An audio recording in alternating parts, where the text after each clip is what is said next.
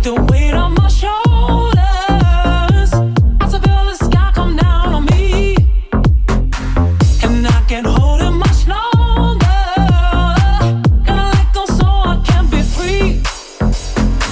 Yeah, yeah.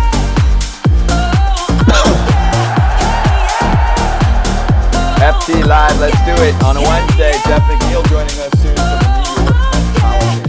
And Rosenthal doing his thing weekly. And Lucy Burdge is going to help us bet better on baseball.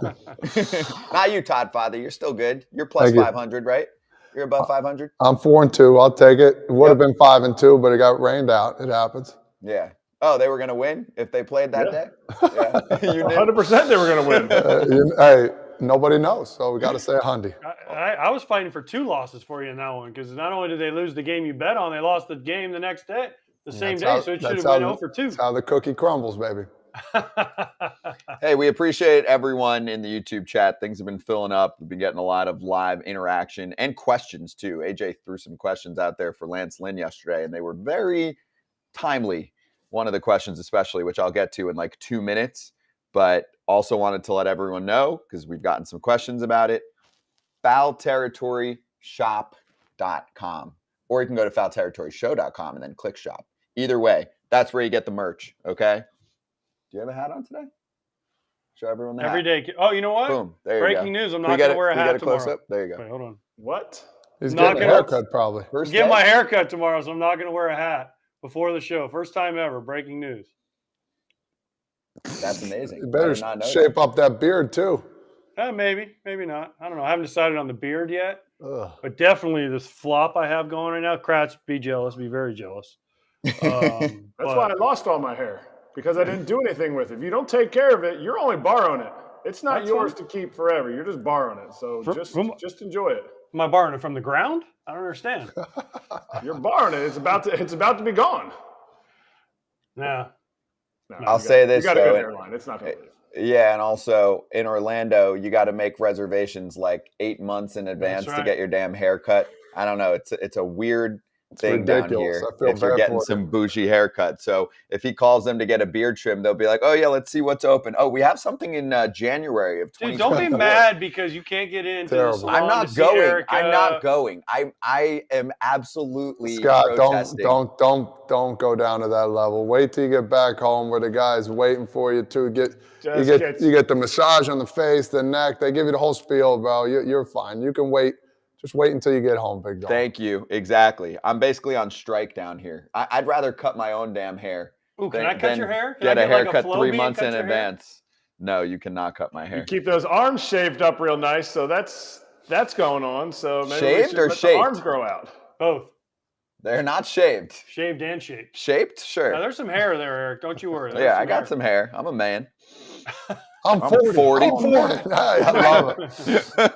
I love it. Yep. So. Hey, do we have a problem right off the jump for Frage? What's your problem today? Do we have a problem? Well, I got a lot of problems today. I don't have one. I mean, AJ's definitely got a problem. I have a problem every day. I think I got to pass it to AJ again, because this guy, he's on a little more often. He sees a little more. So I would love to hear what his big problem of the day is. Yeah, we do have a problem.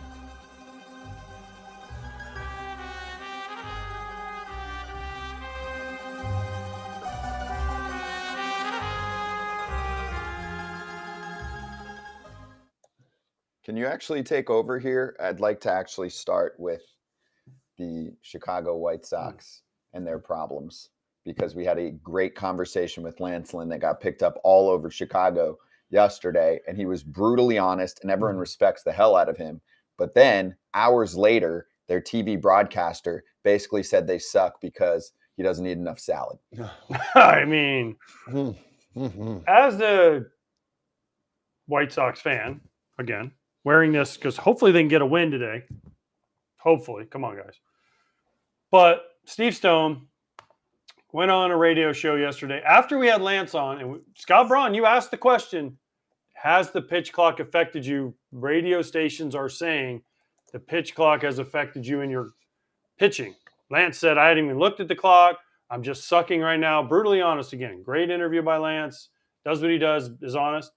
And then Steve Stone goes on the radio and says he needs to get in better shape cardiovascular and mix in some salads. Not salad, salads with an S. Uh-oh. Here's the thing. And here's my problem, Frage. As an announcer for a team, you're supposed to be positive about your guys. You also never, ever take personal shots at guys. And that is an absolute personal shot. You don't take a personal shot at a guy. You don't say something about something he did off the field. You don't talk about anything except how they're pitching. If you want to say Lance Lynn's pitching like crap, he admitted that 2 hours, 3 hours before Steve Stone did this interview. But when you go and take personal shots, that's when players get mad. That's when everybody gets mad because you can't do it and it's unprofessional. I'm sorry, Steve Stone. You've been a great broadcaster for a long time, but don't go on radio shows and take personal shots at guys. Let's run what Steve Stone said. And did you like how I asked the question yesterday to Lance? I was like, some local radio broadcasters who are not always the brightest on covering baseball. I just say that because I've listened to so much local radio where I'm like, they've watched over under 0.5 games this year. So let's hear what Steve Stone said on the radio in Chicago. Of leg issues and other things, but maybe if cardiovascularly it's bothering him, which a pitch clock, maybe a couple of salads would help. Somewhere along the line, I'm thinking if you're having, and I don't know that he's having problems with that, but if that is a problem, then maybe if you improve your cardiovascular by losing a couple of pounds or doing whatever he's going to do to work out. And again, I don't know how much he can do with the leg problems that he's had in the past. Wow. Frage, Kratz, come on. Dude, if you're playing Wow. in the TV guy, let's say, I don't know, in Cincinnati, whoever, Barry Larkin it is now, and he says, hey, Frage, you can't hit because you're fat and you need to eat a salad, wouldn't you be pissed? I'd be pissed. Listen, I'm going to explain something to you. The facial expressions on those guys that were listening, they didn't know whether to laugh and, shocked. To say that about somebody, it's just not nice at the end of the day. I don't know where he got off to that. You got some stones saying that, Steve. I played there too as well. I've never heard you say a comment like that before about somebody. It's very degrading, and Lance Lynn could have went a whole different way on this whole thing. He's actually being the professional here and a true gentleman, understanding what somebody like that can say. He can go off the loop and say whatever he wants after that. So that's a big problem. Steve Stone, we got to chat, brother. Come on to Jersey. We got a problem. What would you say, Frage? I want to know, because this is not just like a national broadcaster. This isn't a troll like Mad Dog just saying shit just to get a rise out of people. This is your team broadcaster. These are the homers of Major League Baseball. They root, they live and die for the teams that they are broadcasting for because they follow them. They're paid by the team. They think every call is for them. And then he's going to go out there and accuse the guy of not eating properly, and that's why he's not pitching well. And also, by the way, we've seen some cases in the bigs where talking about a guy's weight is not even relevant anyway. Like, remember, I feel like CC Sabathia was attacked sometimes. Then he lost some weight, and then he was bad. And then he put some weight back on, and then he was good. And he felt like he was, like, off balance. Sandoval? Remember Sandoval tried to lose all the weight, couldn't hit, and then he got fat again, started hitting again? That's not directly correlated. This isn't football. This isn't even basketball. You don't necessarily have to look a certain way to be a star ball player. Look at also size-wise. Jose Altuve standing next to Aaron Judge should tell you everything about the way that baseball is played. So judging a guy based on his weight, and also the fact that you're the team broadcaster and you're saying Lance Lynn is having a problem with the pitch clock because he's not in shape. Have you watched Lance Lynn over the past several years? He works quickly. And he said on our show hours before that the team actually looked at his starts and every start from their pitchers to make sure that any of them that had a problem with the pitch clock would address it in spring training. He was a guy where they said, not going to be relevant for you. You get the ball out of the hand within the 15 seconds needed or the 20 when there's a player on base or a runner on base. So are you watching your own games or are you doing something else? Are you too worried about the promotional items or something else? So, hey, call in. I'm happy to talk fitness, health, and nutrition with you, but you're so far off on this one. Hey, before you say something, Frage, let's not forget Steve Stone was in Playgirl. Well, no one else here can say that. You have to take that in consideration, I guess. Yeah, so my biggest thing is comfort here, man. A guy's been there for so many years. You're that comfortable to say something to somebody like that. Baseball is a sport. Doesn't matter, like you said, what size, shape you are. It doesn't matter. It's whether you can play and to the best of your ability. And Lance even said it. He's struggling. But for me, if that happened to me, I was always a guy. I had my confrontations with, media, broadcasters. I'm not afraid to say it. And I had it with a couple Mets guys. I had it with a couple Cincinnati guys. And I would ask our PR guy, when they're done talking, bring him over here, and I want to ask him a question. And I'd be nice at first. I'd be like, yep, let's talk about what you said. Like that, with a little arrogance. Explain to me, your feelings, why you said that. Go ahead. And I'd be a little agitated, as he's saying, and I'd probably interrupt him every other thing he said and, call him out for it. But I would get my point across and be like, yo, dude, come on, man. I got family watching the show, big dog. You better ease up on the comments. It's not going to be me you're going to have to worry about. So, Erik, I don't know. Have you ever been put in that situation before with, a reporter saying some kind of things? No, this doesn't happen often. This is so trash by him. Like, all of a sudden he's the fitness guru for the White Sox. Like, you brought up Sandoval. Nobody ever said Sandoval was out of shape until his batting average slipped below 300. Like, it has nothing. It has nothing to do with it. If you're constantly getting injured, hey, you know what? You got to start making some adjustments. You got to start looking at some things that you're doing. But, like, Lance Lynn is out there 32 games a year. Mm-hmm.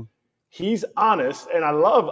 This is 2 weeks in a row that somebody's come on and been, like, talking about something, and then within hours or days later, something happens with that guy. Steve Stone calling him out, Scherzer getting thrown out of the game. Like, this is, I don't know.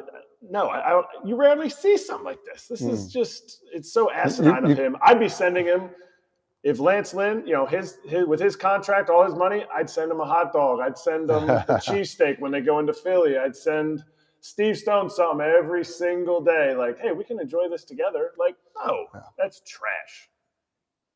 I don't think the players like him. Not anymore. I don't think they did.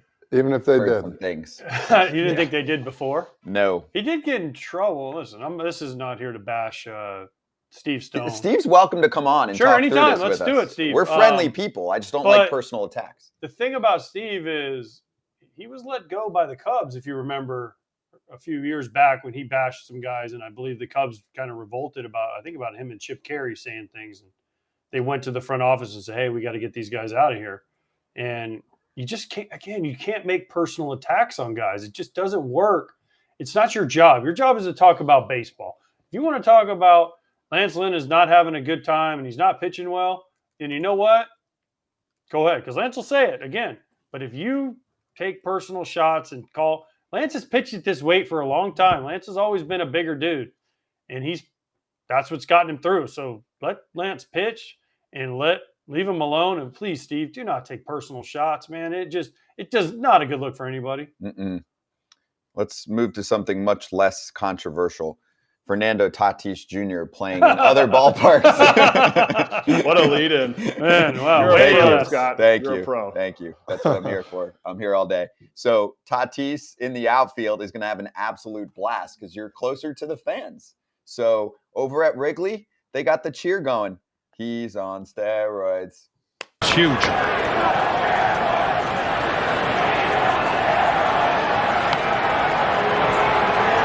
Making the catch, doing a dance, keeping warm.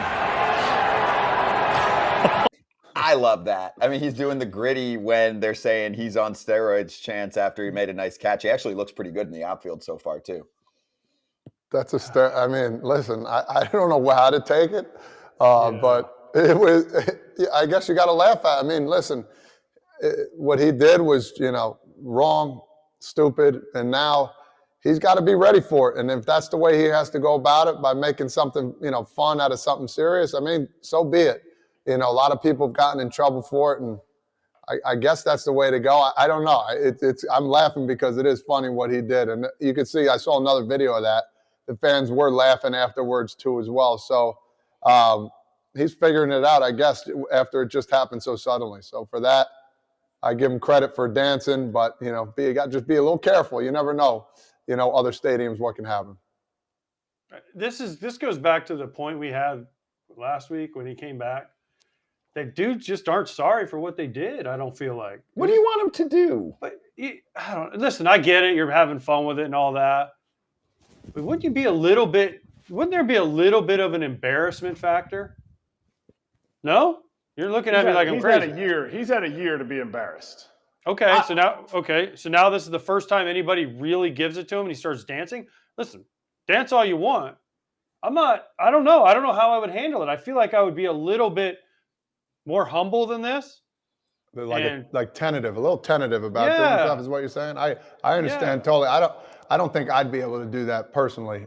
If I ever did that, which I never would, but like if I ever got in trouble per se, and they're doing like stuff like, he's a cheater, whatever it is, I'll be like, please stop. Please stop. I don't know. I'd be like rookie of the year. Oh my God. I don't know. I just don't know. I don't want to be in that situation. So, if a lot of people are laughing about it, it's how he feels at the end of the day. If that's what he wants to do, if he's okay with it, that's fine, because in your mind, you got to sleep at night over your actions and what you did. So be it. He's a heel. I'm looking at the edge belt you've got. Yeah. He's going to embrace being a villain. That's fine. And I love it. Okay. That's fun. Who cares? Now he's back. He served his time. Yeah, we talked a lot about the PED issues and is 80 games enough and the whole deal. Should you be rehabbing when you're on your suspension? But for fans, it adds a lot to the game if suddenly you have unlikable characters. He was one of the most liked, I would say, and respected players the first couple years. And he was the rising star. He can do it all. He's a shortstop. He has pop. He's fun. He's flashy. Now he gets popped for roids. He comes back and everyone hates him. And he's embracing it. I think it's cool. Okay. Listen, it's great. You got to everyone handles things different ways. Different situations, different ways. That's what makes the world go around. That's what makes people different. Fine. Listen, I see both sides of it. I just feel like I would have handled it differently. And coming from a guy that got a lot of heat from fans and people in general, I probably would have tried to handle it. Go for it. Fernando, if this is the way you got to do it, brother, let's get it. Next up, Adam Wainwright making a comeback. Dude, speaking of being hated on, this story's funny. There you go. I mean, we're all about it today. Yeah, you're a hater, Scott. Haters gonna hate, baby. No, I'm just the messenger. Waino pitched in a minor league rehab start at AA Springfield Tuesday night. 3 runs, 7 hits, 4 in a third innings, 1 walk, 1 strikeout. And it looks like he could be back this weekend in LA against the Dodgers. There's Katie Wu, does a great job covering the team, posting the line. And the big point there, too, is we'll look at velo, but most of the damage came on off-speed pitches. Cardinals deciding if Waino is going to pitch a third rehab outing. Can I say something, talking Scott? to the haters. Do you want me to show you? Can I just show you? Yeah, go ahead. Go ahead. Yes, I want to show you what Uncle Charlie I want to prove said. a point, that's all. So Waino said, looking forward to proving every last one of you underneath this wrong. Thanks for the motivation. There's a balance. Read the comments and get depressed, or read the comments and put the war paint on. See you soon. And he's got the war paint on in his little biopic too. Oh, that's great. I just want to prove a point to all the people out there saying boo about him. He's working on things, first off. So he doesn't care what he gives up. As a professional pitcher, he's trying to work on certain pitches. He doesn't care if it gets hit. He's trying to make sure his arm strength is there. He's trying to make sure he feels good after throwing a certain amount of pitches. When you rehab, just like a hitter, when I rehabbed, I didn't care if I struck out every single bat. I wanted to make sure my body was in the right position. I wanted to make sure my swing was in the right position, and I'm seeing the ball well. Like as a pitcher, all the off-speed pitches they hit, that's fine. I just want to make sure I'm mixing it, working both sides of the plate. Guess what? Even if they knew it was coming, it doesn't matter. He's been doing it for too long. So understand that people are going to talk some smack. Understand, like, he's a professional. He's working on his pitches, Erik. Like, and if you're the catcher, you're understanding that too as well, no? Yeah, for sure. I think the magic number there was 74. He had to get to 75 pitches. Yeah. Like, he wasn't going to get to 75 pitches using the exact same pitch to get every minor leaguer out. Yeah. He's going in there, spin balls. He's not bouncing them in situation. He knows what he needs to do. Mm-hmm. and just the standard Twitter trolls, and he absolutely flexed on him, and then he dropped the mic and then didn't respond anymore. So I appreciate that. How many times have you guys seen a big league pitcher come down, even in spring training, and pitch against the A-ball team or the AA team and just get smashed? It happens all the time. When you're a minor league guy and you see a big league guy out there on the mound, you're like, this is my shot to show the team I can hit a big league pitcher. Now, you're not thinking he's working on stuff or he's trying not to bounce curveballs. You're thinking, this is Adam Wainwright. He throws me one of them Uncle Charlies. I'm going to try and go yard because I'm going to show the whole team and the organization that I can hit a big league curveball. So I don't put a lot into this start. And people that are going to hate on Adam Wainwright, he's a good dude, man. Just let him get back to the big leagues. If he gets off to a bad start, say whatever you want, but in a minor league start, nobody cares. Hey, and I think the only thing that the team's worried about is making sure, even if it's a bad start, that he's still going to get the spread. You just gave up, you gave up 20 hits, you gave up 10 runs. We still getting that steak, those barbecue ribs or whatever they're getting, you know what I mean? Baked potato. Hey, baked potato.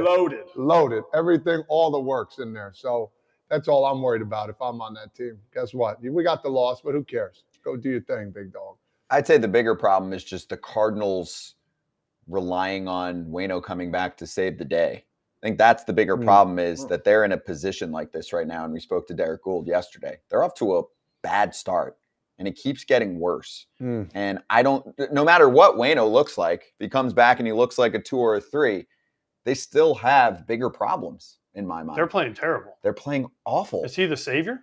No, that's my point. Now he might be. You're one of them dudes that he's gonna use as motivation. Troll. No, I'm saying even if he is good, he is good, I don't think that Waino, one person, is going to change everything going on. Unless you tell me, is it a clubhouse thing where Waino's going to come back and they're all going to feel great? He's been around. It's not like he hasn't been around. So then I think there's a lot more. I've been around, Troll Waino. He's one of them guys. You suck. See, there was. Yeah, first ever guest on Foul Territory, and you just said he sucks. Made me do it. No, I'm kidding. No, but the Cardinals suck. No, Waino doesn't suck. The Cardinals suck. Well, I'm a Cardinals troll right now. That's a whole different. We don't have enough time. We had 35 minutes with Derek Gould yesterday. We couldn't figure nothing out. We figured a lot out. You can listen back to the pod or look back at that show. Great. On the positive side of things, the Tampa Bay Rays are just steamrolling through the league still. They did lose a game at home, though, for the first time this season. That's pretty impressive. They finally lost a home game. 20-4. That's impressive. That is impressive. 20-4. And now they're playing real teams, too. The Astros are a legit ball club. Stop with the real team. The White Sox aren't a real team. How dare you? AJ said I'm a troll, so I'm going to live up to it. Screw you guys. Scott Stone Braun. I love it. Oh, that's I've been watching too much Steve Stone. So they finally lost. Hey, Kevin Cash had a great line post-game, too. Ray Skipper, he was like, it was a little weird walking in there with no music or anything like that, but I'm guessing they'll get the music back on soon. It's been a party every day after a game, especially at home. And Brandon Lau told us on the show a couple weeks ago, MVP of the game for them has to rip a tequila shot. It's a legit after party in Tampa Bay. When you win every single game, you have a party I'm surprised they didn't go in there and just turn the music on anyways, because they're so used to it. Whoever's in control just said, we lost. I don't know what to do now that we lost. They had managers, though, you'd lose. Maybe Ozzie would say, turn the music on. Who cares? It's one game, right? It's one game. Mm-hmm. You're 14-1 at home or whatever they are. I mean, turn the dang music on. I don't care who you're playing. Let's go. Get ready for tomorrow. Their schedule gets a little dicier coming up. Might they play the White Sox? Well, I'm not talking about that part. Oh, okay. That's the soft part. Steve Stone. That's the soft part of the schedule. It all depends. If the White Sox now I got to know what the White Sox are eating pregame, and that's how I'm going to make my picks. Like, are they a salad today? Are they a Philly cheesesteak? Hey, they got a good kitchen in there though, man. I remember AJ. Mm-hmm. They got a good little feast they can make whatever you want in that kitchen. That was phenomenal. Yeah. So let's see the AJ, schedule. Remember, AJ went back for the first pitch, and he was Oh yeah, he was getting to-go boxes, family, one for the flight. He had like the kebabs all waiting for him. Oh yeah, he's like, I used to always get kebabs, and he's got like 4 to-go boxes. Nope. You got the wrong guy because I didn't even eat. You know what I ate? You know what I ate before the first pitch? You know what I ate before the first pitch? That day, I got a sausage patty in the locker room. That was it. One sausage patty. Billy Dean sausage. Whatever Chef Mooney was making in there. Moons. Yeah, whatever he was making, I had a sausage patty. That was it. Because I was too busy trying to get Dylan Cease and Andrew Vaughn and all these guys on our show. I talked to Robbie Warren the other day, man. He's doing well there. Yeah, he's doing great. He's a good guy, man. Always gets me dinner reservations. Love you, Rob. Oh, the best. Hey, the Rays got to play just this month alone. The Tigers, the Nationals, the A's. Here we go. The Red Sox, the Reds. Red Sox over 500. Reds are doing better than the expected. White Sox. No. White Sox are doing better. I'm just saying. I'm not criticizing what they've done. I'm just saying it's definitely tougher. So listen to May after they get through. The Pirates start the month, and then and I know they're playing better right now, but they've got 2 series against the Yankees in May. They've got Blue Jays, Brewers, Dodgers, Mets, Cubs, Orioles. Oh, it's night and day. It's a much tougher schedule. That's all I'm saying. Welcome to the big leagues, kid. And you got to stomp on the shitty teams, and that's what they did well. So, by the way, just a quick interruption for Scott Stonebraun over here. My home run pick of the day is Josh Naylor. Why are you giving it away? Up 1-0. Up 1-0. Actually, it's not your home run pick, by the way. It is now. I just changed it. I know who your home run pick is. Naylor just went deep for a 2-run shot, so I got him. For Cleveland, and Cincinnati's up 2-0 on Texas right now, too. So we have Jeff McNeil joining us in just a moment. And also, we might as well show this and then get his thoughts when we bring him on. We've got a much better patch situation. Todd Father was able to not just address a problem, but solve it. Get shit done. Okay? Think we got it. Do we have the patch? Can we show it? It looks nice. It's much better. Easy fix. It's got some blue. I want the play-by-play on the display. What it looks like now, Todd Father. It doesn't have the whole. It had like a hospital. Wasn't it red and white look to it? Now it has a Mets look. It was red and white. It had like Phillies colors in there. Yeah, the border was like burgundy and white in the middle. But yeah, it looks a good 4.5 inches wide. That's huge for you. No, listen. Now you're not feeling anything. That's a big part of it, right? No doubt. It's a much smaller patch. Let's ask him about it. We'll bring him in right now. Our buddy Jeff McNeil from the New York Mets joining us on FT Live. Let's go. Jeff, what's going on? Good to talk to you. We were just showing the patch. So the patch is now Mets colors, and these guys are pointing out, and that's why we have a players show. If it's huge, you actually feel the patch on your arm. Now it's like half the size, so it's not getting in the way of your swing, so you can keep hitting 350. Yeah, it's a little bit more comfortable now. It was definitely a little shock when we first saw that patch. It, Phillies colors, not very good looking, and had to kind of wear it for a week and a half, and then we got it fixed, and it looks a lot better now. You got the Mets colors a little smaller, and I like what we did. Jeffrey, how you doing, big dog? Todd Father, what up, baby? Oh, good.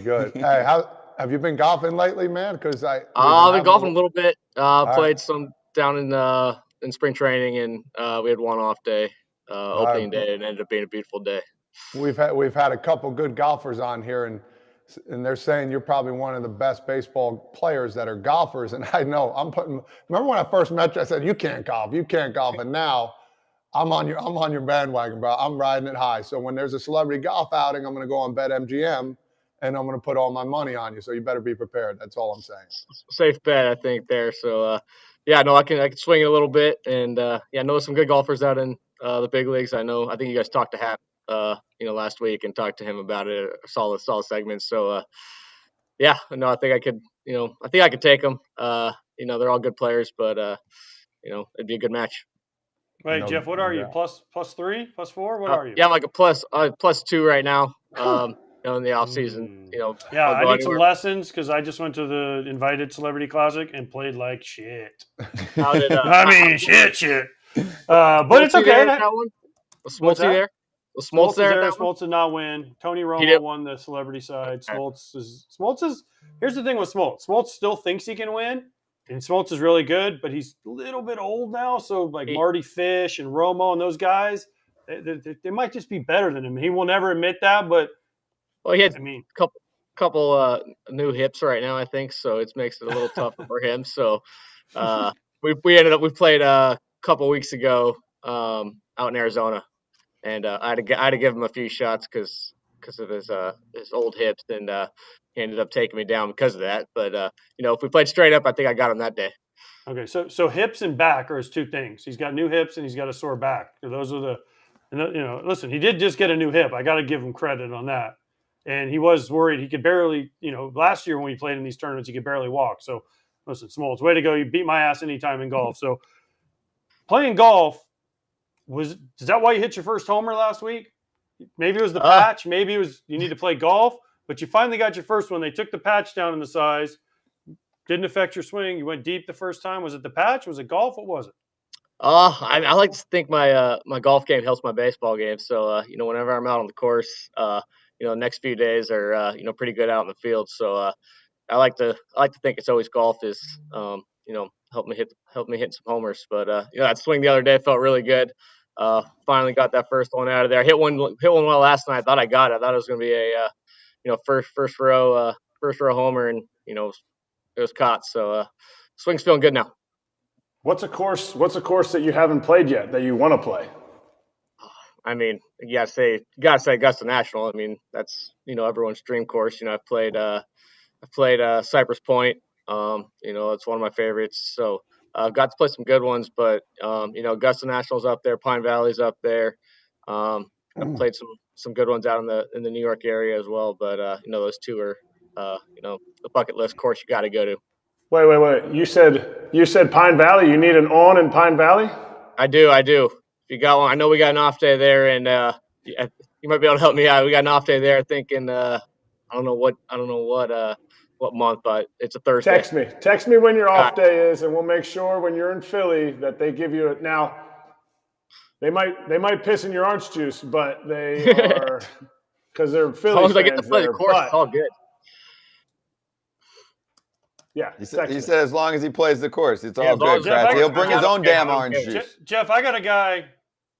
He'll take you and he won't piss in your orange juice, okay? But you got to wear it. There we go. Hey, Jeff, I got a guy too, Jeff. What do you got for me, Tom? What do you got? Don't worry about the pissing in your orange juice stuff. I got a guy that'll take it. Jeffrey, let's get back to baseball. Let me see what shirt you got under there, bro. You got the sweat and rosin shirt going on? No. Just the standard Mets one. All right. No. I saw those rolling yesterday. Because I need one. Are they for sale? Oh, there they are. I can get you one of those, no problem. Right, I'm sure there's one in my locker. So. Oh man. I know where to find you. So. we can get you that, but those are definitely going to be popular after what happened. What do you think about that whole situation, man? It's an unfortunate situation. I think he followed what the protocol was, what he needed to do, and they thought it was a little bit too sticky. But at the same time, as a hitter, I want the pitcher to have some control of the ball and know where it's going, and it's definitely a interesting situation. So it is what it is. We're gonna live with it, and we're gonna move on. Did our guy freeze? Still hear him though. Yeah, we hear him. No, he's good. We got him. Oh, you got him? Oh, he did freeze. Look at that. I'm frozen on mine, and that's not a good looking picture right now. I was like, you can hear me. There it goes. There it is. He's back. I was worried about it. Hey, the Mets don't pay for Wi-Fi there at Citi Field? No, we got to pay for our own Wi-Fi here too. So you're like the Yankees then. There you go. Perfect. Oh, we did. The first few flights we had to pay for Wi-Fi on our flight, and then all of a sudden we didn't. So. Oh. At least they figured it out. Like I think I had a double pay one time too. I paid the $10 and then it went out, and then I had to pay $10 again. So I'm trying to get reimbursed for that now. Well, that's what happens. When you got big money, they start charging you. You're trying to get reimbursed at $9.99. Come on, Jeff. $10 a point. They said it'd be free. They told us too, like there's going to be a link on the Wi-Fi tab, and it's free. And you shouldn't have to pay, and I think half the flight ended up paying. So they lied to us on that one. Hey Jeff, speaking of reimbursement, Did you get reimbursed your strike when Pete Alonso's fat ass couldn't get to first? Sorry, we're on a fat kick today because of Lance Lynn and Steve Stone. Sorry, I'm just kidding, Pete. I love you. Oh man, that was opening day too. That was the first call I've had against me. The strike violation, anything like that, and it wasn't even my fault. It was Pete walking back first, and luckily I got a hit. I might have been very, very upset if I ended up striking out there, but got a big hit there, drove in a run, and everyone learned from it, and everyone was happy. Did you say anything to him? Did you say, dude, like Steve Stone? I don't know if you heard us talking. Steve Stone said Lance Lynn needs to eat more salads, or did you say anything to Pete? Like, come on, man, get back there, so I don't get strikes on me. No, he knew. Like if I got out, he goes, "I'm so happy you got a hit right there, or else I knew you would have been a little upset." But no, it was good. And it's funny now. I think we were playing Oakland, and there was a foul ball, and I think the guy was stealing, and the guy, forgot who it was, just started walking back to first, like walking. And I forgot who the umpire was. I turned around, and I go, "Does he not get a strike, or what are we doing here?" Like, and he was laughing. He goes, "I know what happened to you. We kind of messed that one up, but we're gonna give him some time to get back to first." Jeff, do umpires have too much power? I'm just going to put a blanket statement over all of that, especially with the way the game's changing. No, I mean, it's a tough job. You're just giving them more responsibilities too with this pitch clock and the pickoffs and everything going on. I know it's tough, but it's a tough job. So, but they do the best they can. Hey, Jeff, from playing with you for a couple of years, knowing the person you are, I want fans to know, you personally, what drives you to want to be the National League batting champion, to want to be the best player you can be? And because, some people see out there, you get frustrated, but there's a passion behind it. I want people to understand, how much you care about this game. What drives you in every single bat, why you want to be the best you can be in this game? Yeah, I think that started, when I was, super young. Whenever I had bad games, I think I'd still get upset. I always wanted to be, perfect in this game. I know this is a game that's, it's a game of imperfection. You're not going to be perfect all the time. I understand that, but I want to give myself the, the best chance to, succeed out there. And, throughout my career too, I've, kind of always been overlooked. College, the minor leagues, I felt like I had to be so perfect all the time in order to, get moved up, get promoted, make the big leagues. So, I'd carry that, kind of with me at all times. And, I knew if I had a bad game, it went, it could affect me down the road. So, it frustrated me, and, it kind of, drives me to be the best player I can be. So, yeah, I do get frustrated, but, it's because I know how good I am. I know, what I can do, and, the player I can be.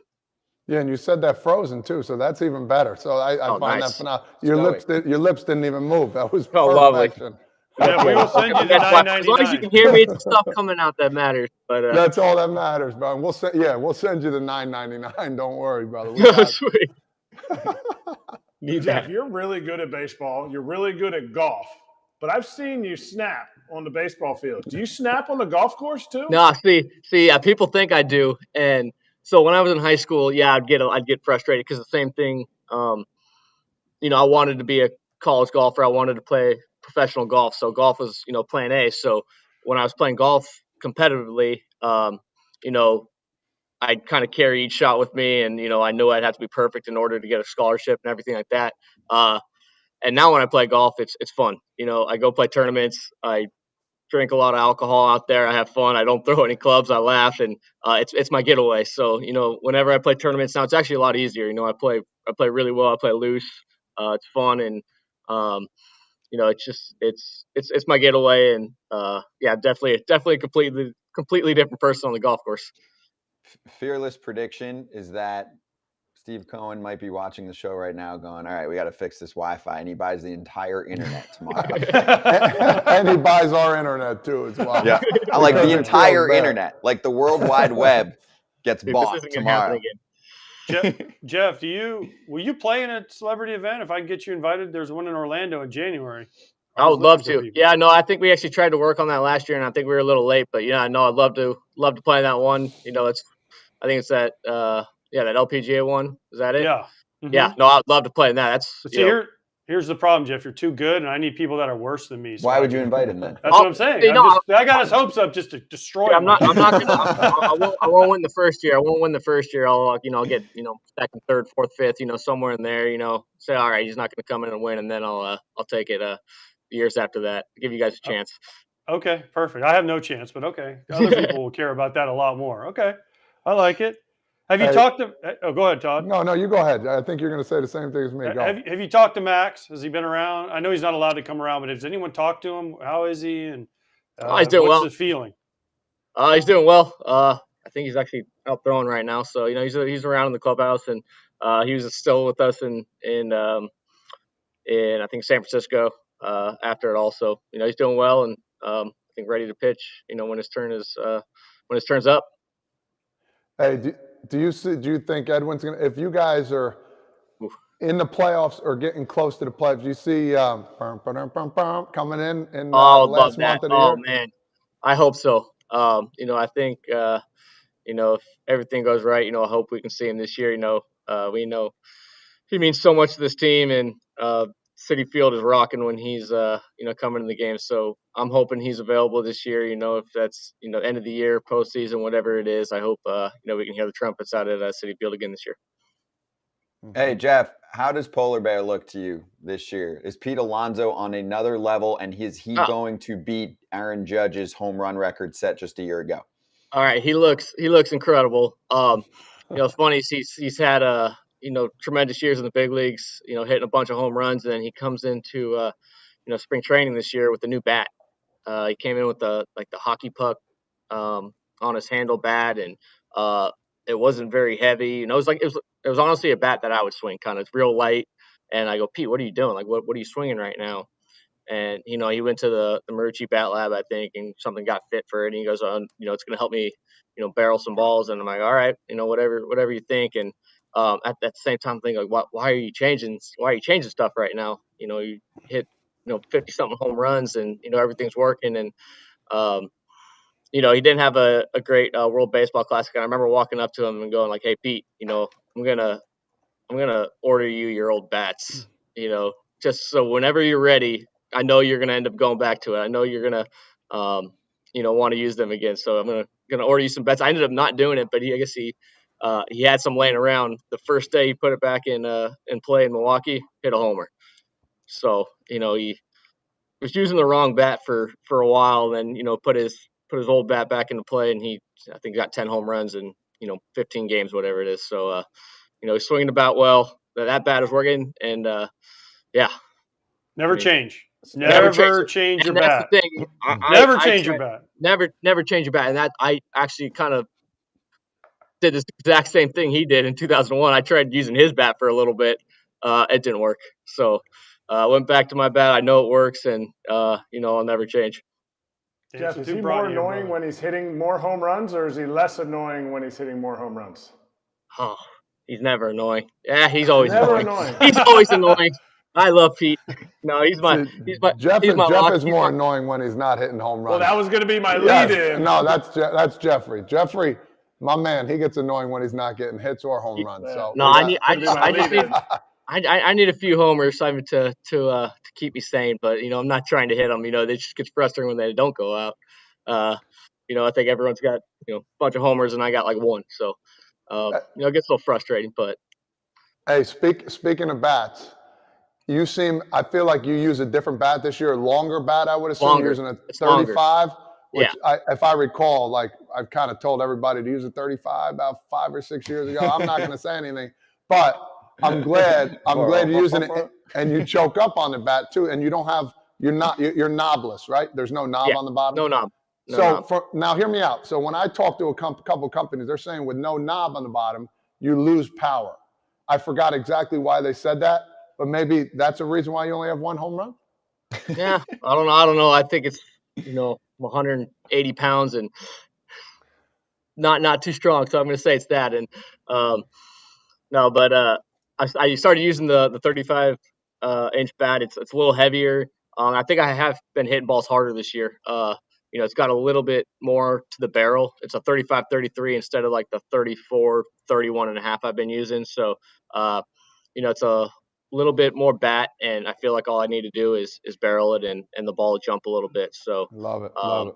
yeah, no, it feels good in my hand. I choke up anyway, so I really don't care, how long it is. I just like more the weight of the bat and, just I guess the size of the barrel, is gonna, give that ball a little bit more, more behind. Wait, so you're saying you're 180 pounds? So now we have a case of you've eaten too many salads. Maybe you should eat less salads. I need some like hot dogs before the game. If I get a few hot dogs in me, then that's why I had a good series in LA. We had a big thing of Dodger dogs. I had I think like 2 or 3 before each game, and had a pretty good series there, and carried that into San Francisco. So our cooks here they know me well, and they feed me right. Wait, Jeff, you've been using this bat. Because when we had you on last time, you've been using the choked up bat for a long time, right? Since the minor leagues. Yeah. You just went to a heavier bat. You didn't. I just went to a bigger bat. Didn't change the model at all. I just went to usually I use a 34, 31.5. I went to a 35-33. So a little heavier, longer. But to me, it still feels the exact same. You're not a home run hitter, though. Home run hitters don't choke up, right? Barry Bonds never choked up. He had Barry choked up. I know he choked up. He choked up 3 inches. I don't even know what size his was. It looked short, but he could get to that inside pitch, and that's why I do choke up. I feel like some guys throw me in, and it feels easier to get to that inside fastball. Okay. Jeff. Yeah, and you can manipulate the barrel, of course. Yep. That's exact, and you can pepper it any way you want. Yeah, I'll swing at everything too. So. Oh well, that's a given. that's what Max always tells me. He goes, "We could throw the rosin bag up there and you'd swing." Well, don't make sure it's not too sticky though.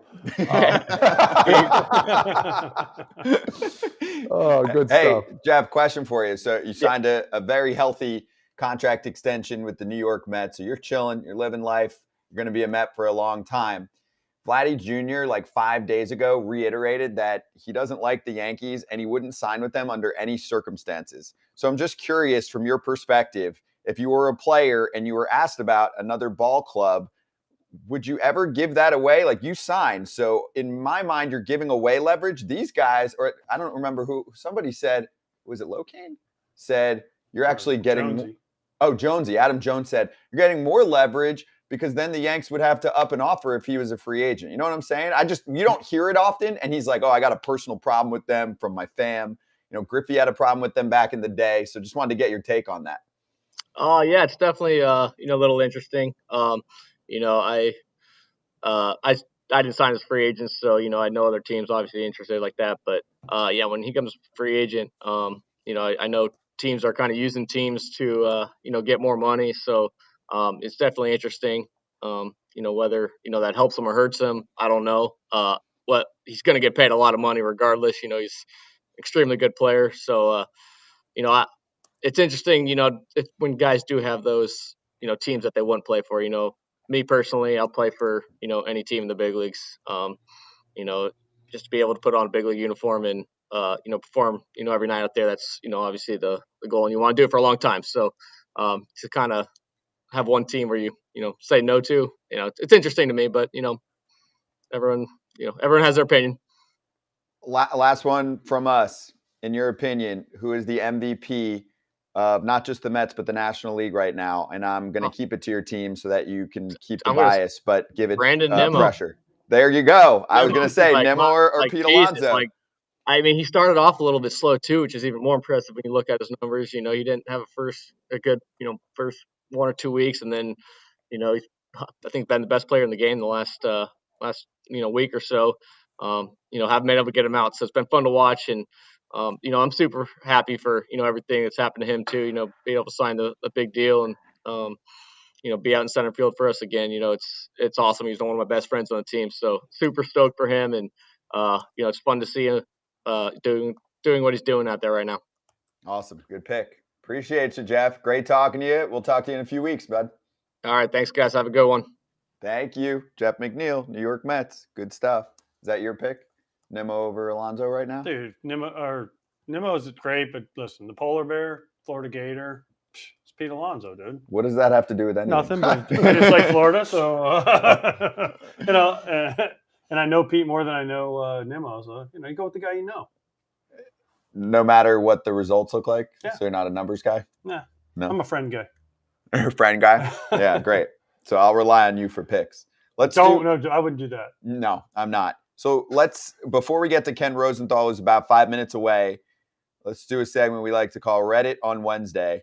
So a shout out to all of the lovely human beings on Reddit who actually do come up with incredible topics. So we've got two, as we had our crack research team kind of scour the Reddit world and find this gem. Weirdest thing you've seen thrown onto the field. And this had to do with the Phillies game and hot dogs being thrown. There it is. Hot dogs being thrown on the field. I didn't watch the end of the Phils game. I'm like, is this because they were pissed off since they're losing 5-3, or were the hot dogs terrible? What are we thinking here? And a great job on the cleanup crew really quickly here. But also, like, what are we doing? Is that Kelnick? Yeah, it is. I mean, he can do no wrong right now. Well, what's the weirdest thing I've ever seen? Yes. Okay, where do we start? Let's see. 2001, we're going to talk about this, I hope, later. Last time the Twins have beaten the Yankees in the season series, 2001. Chuck Knobloch came back to the Metrodome for the first time after being traded, playing the outfield. We had $1 a dog night. We had to stop the game. Tom Kelly had to get on the microphone and say, stop throwing damn hot dogs on the field. It was $1 dog night. And they threw I'm telling you, there was 10,000 hot dogs on the field at the same time. And then after the game, we beat them. They threw more hot dogs on the field. The game was over. We had to take extra batting practice because we didn't have a batting cage back then. So you took extra batting practice after the game on the field. And we had to shag in the hot dogs during the game or during after the game because there were so many hot dogs on the field. That's a safety concern. Yeah, 100%. He could have slipped and fallen on a hot dog, sprained an ankle. They don't have insurance for that. Been a hell of a way to go. What do you guys got? You want to go? I mean, I really couldn't think of anything other than Ogden, Utah. We're playing. We have a fight against the Brewers rookie ball team. It's in Pioneer League, and after the fight, hot dogs, like some cups got thrown down. All of a sudden, like 20 pennies just start getting heaved onto the field. Like we're all standing after the fight. We're all standing by the dugout. And these pennies just come raining down on us. Like it was tons of them. And we were minor leaguers, so we were picking them all up. So, we could survive the next week. But it was unbelievable. I had a helmet on because I was catching, and everyone's just standing around. All of a sudden, you just one clink hits, and everyone's like, oh, what's going on? And it was 2,000 people at the game. Yeah, for me, it's really weird. So, and where was I? I think it was Jacksonville Suns, the AA team we were playing against. Fans talking smack. I was actually playing left field, and I'm going back at it with a fan. I'm actually doing pretty good, so I'm feeling myself a little bit. Guys talking shit, bringing up stuff about my family. I guess he was Googling or doing something. I go back, catch a ball against the wall, and here comes a cigarette right across my face, a lit cigarette, and he almost got me, and that's why I lost it. So I've gotten a cigarette thrown at me, so I think that's pretty interesting, something I'll never forget. So if you're watching, I'll never forget you, bud. Okay? You didn't jump in the stands after that? No, I would have slugged you. No, you wouldn't have. No, you wouldn't have. You say that now, but it was you're like, whoa, here we go. I'm like, dude, meet me after the game. I was telling I was getting after it, but yeah, cigarette came right across. I'm like, what is going on? I'm calling security, nothing. So crickets. Security? They didn't come out? Nah, there's no security right then and there. We just, we're in the minor leagues right now, and sometimes there's no security in the outfield. So there was no stands, there was no nothing. So that's the biggest problem I had. I mean, if you ever saw a cigarette coming across you, Eric, I mean, listen. I mean, you see people talk about the situation. Oh, I would have done this. When you're in those situations, it's like a fight. You don't know what you're going to do. You don't expect anything else. No, your reaction is one thing. I don't know. It could be. You go up there and he could have 3 other dudes all have lit cigarettes too. Put that thing out on your neck and you'll be in the stand. No, you don't.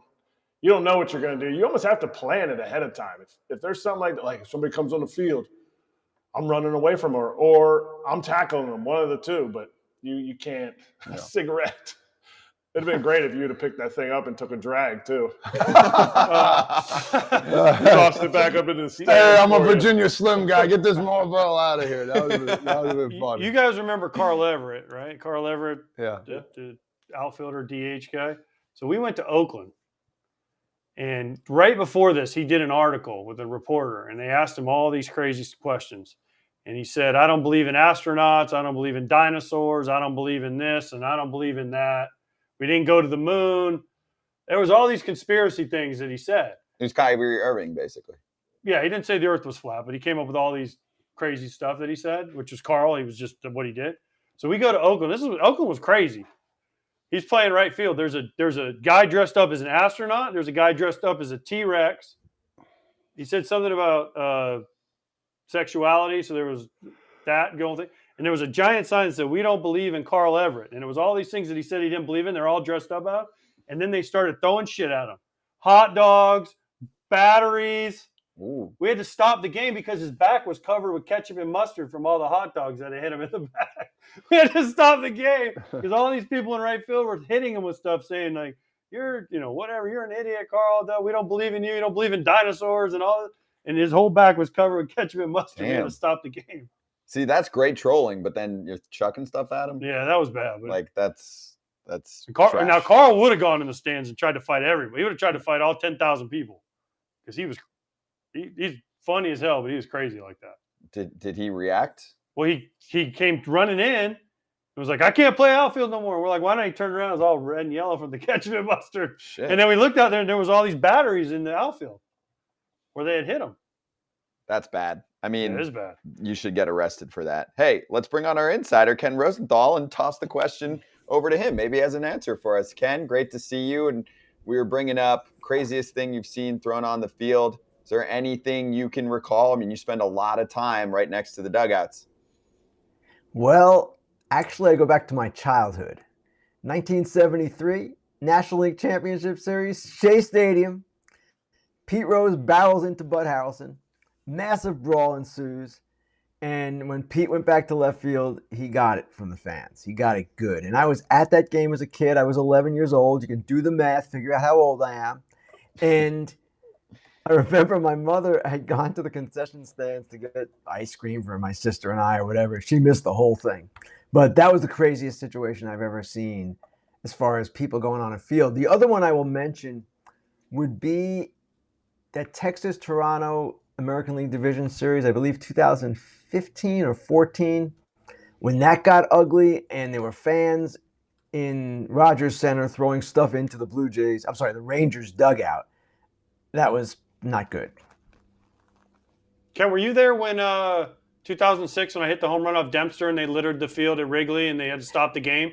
Were you at that game? I was not there. No, I was not at that game. It's legendary. I know you've referred to it as one of your favorite home runs. That was quite big. I hit a home run the first game in Wrigley after the Michael Barrett fight game. I hit a home run in the ninth off Dempster to give us the lead, and they had to stop the game for like 30 minutes because every bleacher guy threw all their beer cups all over the field. They literally stopped the game for 30 minutes because the whole field was covered with garbage. Jeez. AJ, you had good numbers at Wrigley, didn't you? Oh, yeah. I mean, you got a couple big ones there. That was a good place to play. He's no Rowdy Tellez, though, against true, the Red that's Sox. true. That's another level. All right. Well, I don't know, Scott. I think we're going the same place. Go, you go. But we have a 30th anniversary today, Ken. And I don't know if you know what it is. We're going to run the video, and I want to know if you've ever seen anything like this before. Okay, very good. Him was all right, and our lefts were swinging the bats well, so I wanted my left-handed hitters to hit. Did you consider Brett for Miller with the bases loaded in the seventh? No, don't ask me all these stupid-ass questions. No. In the... God, all these stupid-ass questions every night. Find the I hit Brett for Miller. Miller started the game. He's playing against left-handed pitchers. Brett is not playing against left-handed pitchers. Why the I bat for Miller? You think I'm a goddamn fool? I'm tired of all these ass questions every night. And stay out here asking all these dumb ass questions. Stupid. Sucker. Ask me that stupid ass shit every night. Stupid ass. I'm not taking no shit off you guys. I'm not taking no shit off the players. I'm sick and tired. I'm fed up with everything. No shit from you guys. No shit from you players. And they can do any thing they want to do. I'm sick and tired of all this bullshit. Now, put that in your pipe and smoke it. Hey, Todd, put that in your cigarette and smoke it when it gets through at you. Wow. Well, first of all, the reporter that came out with blood in his face, that was Alan Askew from, I believe, the Topeka paper, a friend of mine, and one of the nicest, most polite people you'll ever meet. It's unbelievable that he was the victim there. Now, that's old school right there. And when I started in 1987, I wouldn't say that was common, but the language, the aggressiveness was a lot different than it is today. Today, everything's sanitized compared to what it was then. The closest I guess I've ever come to that myself was, I guess, in around 1990. I'm covering the Orioles, and I would always get to the ballpark 2:33 p.m. Back then, there wasn't a rule when the clubhouse only opened at a certain time. It was basically open whenever you wanted to get there. So I would get there early, and I would sit sometimes with the manager, the late Johnny Oates, and we had a good relationship, and we would talk, and he'd explain things. It was just good to get the background. So one day I go in there, and I ask him, hey, when is Greg Olson going to be the closer again? They had taken him out of the role, and it was just a matter of time before they brought him back. So Johnny Oates jumps up, literally jumps up, slams his hands on the desk like that, and starts screaming at me. I had no idea what was going on, and I just walked out. Now, the reason I tell you this story is because it became a valuable lesson that day. Unbeknownst to me at the time, Johnny Oates had gotten a call from the general manager that day, Roland Heeman, who had gotten a call from Greg Olson's agent, Jeff Morad, asking exactly the same question I was asking. So it was going downhill from the agent to the GM to the manager, and I just happened to get in the way, wrong place, wrong time, and it was very unnerving to me at the time, and honestly, our relationship was never the same after that because I just felt that was over the line. But again, back in those days, and Johnny Oates was a great guy, totally nice person, decent man. But back then, walking in the clubhouse was a lot different, and walking in a manager's office was a lot different than it is today. In fact, today, you rarely walk into the manager's office. They have these conference rooms set up with the backdrop and all that. It's much more formal. Hey, Ken, I want to talk about the new article you have, how Jarred Kelenic adjusted body and mind and lived up to the hype.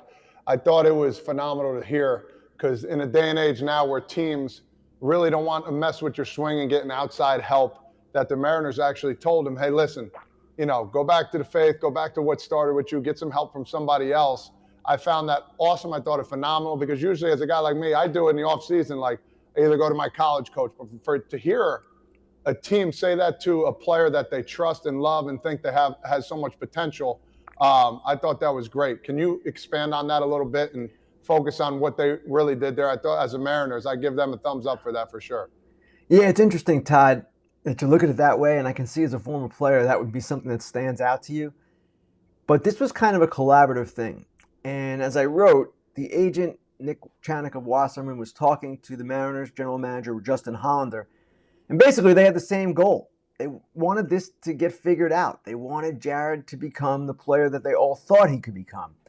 And at some point last season, or at the end of last season, Jarred Kelenic sent word that he's ready to make changes. He knows he needs to do some things differently, and he's ready to do whatever they think is necessary. Obviously, the Mariners had not figured him out. He had had 2 miserable seasons at the major league level. So the agent and the general manager exchanged names of different independent hitting coaches or affiliated hitting coaches with other teams that might work. And they came up with Tim Laker, who is now the minor league hitting coordinator for the Dodgers, but used to be the Mariners hitting coach and was Kelenic's hitting coach his rookie season. And of course, Craig Wallenbach, who is well known now. He's kind of the swing guru of our generation. He's the guy who worked with JD Martinez, got him going again, and many others. And really, it was for the best for all, right? If Jared Kelenic performs well, his agent's happy because he's going to make more money. If he performs well, his team is more happy or happier because he's going to be a better player. And this just kind of demonstrated how that collaborative effort in this particular situation worked really well for everyone involved. Ken, why wasn't Tim Laker the Mariners hitting coach? He was. So why didn't it? Why that doesn't make any question. sense that he wouldn't? Why would this not work when he was the hitting coach and now it works when he's gone? Great question, AJ. And I sort of answered it in the article, but I'll explain it a little bit deeper. First of all, the reason he left was at the end of the 21 season, the Mariners offered Laker a one-year contract. He wanted a multi-year deal. He felt he wasn't going back under those terms, and that was that. Now, yet the other part of that is, right, why didn't he just fix him in 21 or 19 when he came up? And the reason is that Kelenic wasn't ready yet to embrace that kind of change. He hadn't failed in a big way. He'd come up, he'd done everything at a high level. He'd been a top draft pick. He'd been part of a huge trade. He was a top prospect. There was no reason for him to really get that deeply into it. And they didn't tinker with him then. So it is interesting that the Mariners' former hitting coach is the guy who ultimately fixed him now. But that is exactly how it went down. I know Tim Laker. He was with the White Sox. I know Craig Wallenbach. The first time I heard of Craig was about 2006-ish. Greg Walker, our hitting coach of the White Sox, said, I got this guy in California. You guys should all go see him. He would come to spring training and talk to us. It was him, Don Slott, and then Tim Laker kind of went under him also. They kind of had this thing with the hammer where you would take a hammer and you'd hit a ball, and if you could hit it flat, that was kind of your swing path. You could hit a ball with like a little ball peen hammer, a tennis ball. That would show you that you were on line with the ball instead of being too steep or too up.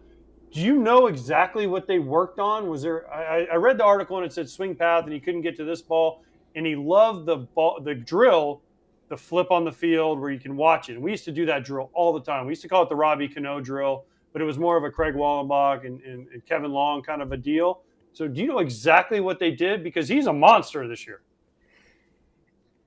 The main thing, AJ, if I can simplify it for people out there, because some of the hitting terminology is difficult even for me to understand, and I cover this stuff, but the idea was to get him to stay inside the ball. And what that means is keep his hands in and just go about it that way. And when I asked Kelenic about this originally, he said, listen, it wasn't that much mechanical. It was more that concept. Get your hands to the right place and do that. Now, there were other things involved. They dropped his hands. They had him drop into his back hip a little bit more. They wanted him to get more rhythm. That was Lakers' first thing. You've got to be more athletic. You've got to get more in a rhythm. You're too violent right now. You're trying to outmuscle everything. It's not working. So in addition to staying inside the ball, getting more rhythm, they did work on the path. In their view, it was too flat, and they wanted him to be more vertical, stay in the zone longer, things of that nature. But to hear Kelenic tell it now, what he says is it's just the whole thought process of staying inside the ball that has turned everything around for me. And you see him now. He goes the other way. He goes straight away center field like it's normal. And he's just really succeeding with everything that they've taught him and everything he worked on to incorporate. So, Ken, his stock is rising and Juan Soto's stock continues to fall. We talked about him a couple days ago, and most of our guys said the same thing. AJ, Adam Jones, swing the damn bat. To keep it real simple. Of course, it's more complicated than that. So I know it was covered a little bit in the Athletics morning windup. The 770 OPS that he's had with San Diego, that's not great. He's hitting 188 after an 0-for-4 two-strikeout day. And the Padres are underachieving right now, but it's early. I'm more worried about the player himself because he turned down so much money. And at one point we were like, this guy's a lock. He's going to be a $500 million player. Is that still the case, or do we start getting concerned? He's going to be fine financially, but what do you think the league and the industry is saying about his status? If he was a free agent right now, would he get $440 million? I'm not so sure. He's not a free agent right now. He's got another year after this one. And we all have to expect, because we've seen it before, that he's going to come around. But, Scott, there's no denying that since the trade, he has not been the same guy. Now, the last 2 months of last season, even the playoffs, you can say, well, of course, he had joined a new team. The Nationals had been the only organization he ever knew. Maybe that was it. But now we're into a new season, and maybe it's just a slow start, and who knows? The sample's still small enough where you could make that argument. But at some point, yes, he has to start being what he once was. And I don't know why it's not happening exactly. I do understand the criticism that he needs to be more aggressive, or the point that he needs to be more aggressive. I would tend to agree with that because this is a brilliant hitter. He doesn't need to sit up there and take walks all the time. But at the same time, he's got to start believing that. And he is a very patient guy. That's his game. So it's difficult, I would imagine, for him to simply say, okay, I'm going to turn it loose now. But at the same time, there's a balance. And that's the balance that I guess right now is eluding him. Are you hearing anything from, like, is it, you were saying Kelnick, it's a big, like, it's just up here. Yeah, I got to think about putting my hands inside the ball. Is there something in that Padres clubhouse? Is there something in, can't find a place to live in San Diego? Like, there's other personal things that go on, or are we just seeing the decline of a player? I choose not to believe that. I have a hard time believing a guy of his age, early to mid-20s, is simply declining. That doesn't happen in the game. So as for personal stuff, can't find a house in San Diego, Erik, I don't know that. And if I did know that, probably not the kind of thing I would report unless he was willing to speak about it. It seems to me it's the adjustment. And for whatever reason, it has not been a smooth adjustment for him. And I don't know the reason why. I don't know if he knows the reason why. And certainly batting second in that lineup, man, you should see a lot of fastballs. You should see anything you want, strikes. And that should enable him, I would think, to get back to where he was. And yet, at this point at least, it's still not happening. Maybe he needs a good documentary. Is there one that you could maybe let him know about? Well, there is. And I saw last night the premiere of the Yogi Berra documentary, It Ain't Over. And usually, guys, you go to these things, it's not that impressive. It's okay, it's a great baseball movie or whatever, but it doesn't really move you one way or the other. This one did. And I'm glad I've got the two catchers here with me, along with Todd, who's from New Jersey. Yogi lived forever in Montclair, after, of course, being born in St. Louis and raised there. And this film, one, is about what a great player he was. And his granddaughter, Lindsay, is the driving force behind the film. And she narrates quite a bit of it. And her motivation was to make sure her grandfather was remembered, not for all his yogiisms, not for all the funny stuff, but for the fact that he was a 10-time World Series champion, a 3-time MVP, one of the greatest catchers of all time. And from that perspective alone, the film succeeds, but it also goes into how he was a World War II veteran, how he was someone who was good to Jackie Robinson and Larry Doby when they came up in the major leagues. Just kind of a great guy. And it goes into the Steinbrenner feud that he had. It goes into the managing of the Yankees and the Mets, which he also did.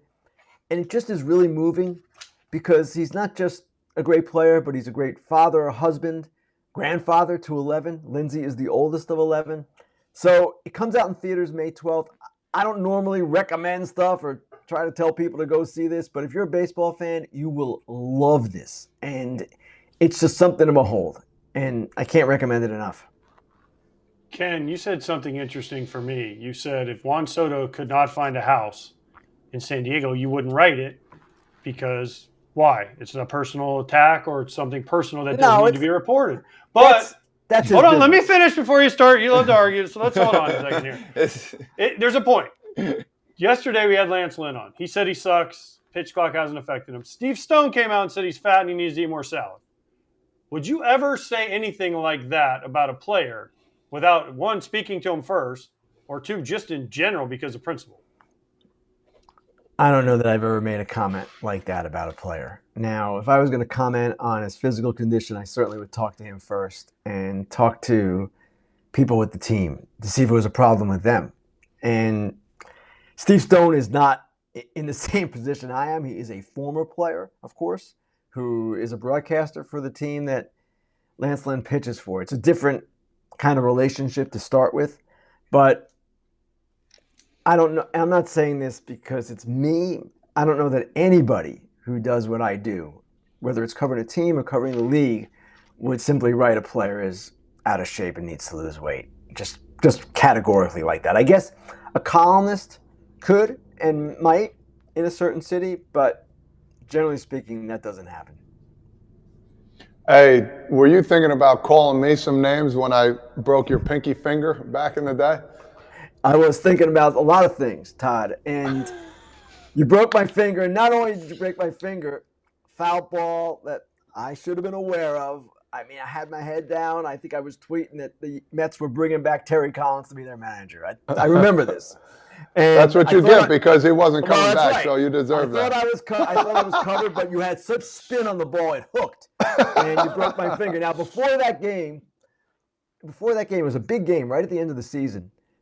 I had shaken Todd's hand, and Todd made a comment about the size of my hands being so small, and he was mocking me. He said, "Man, those puppies are pathetic." And then he breaks my hand or finger, so it was just kind of a rough day. But no, I wouldn't even call you names that day, Todd. You know, it's all good.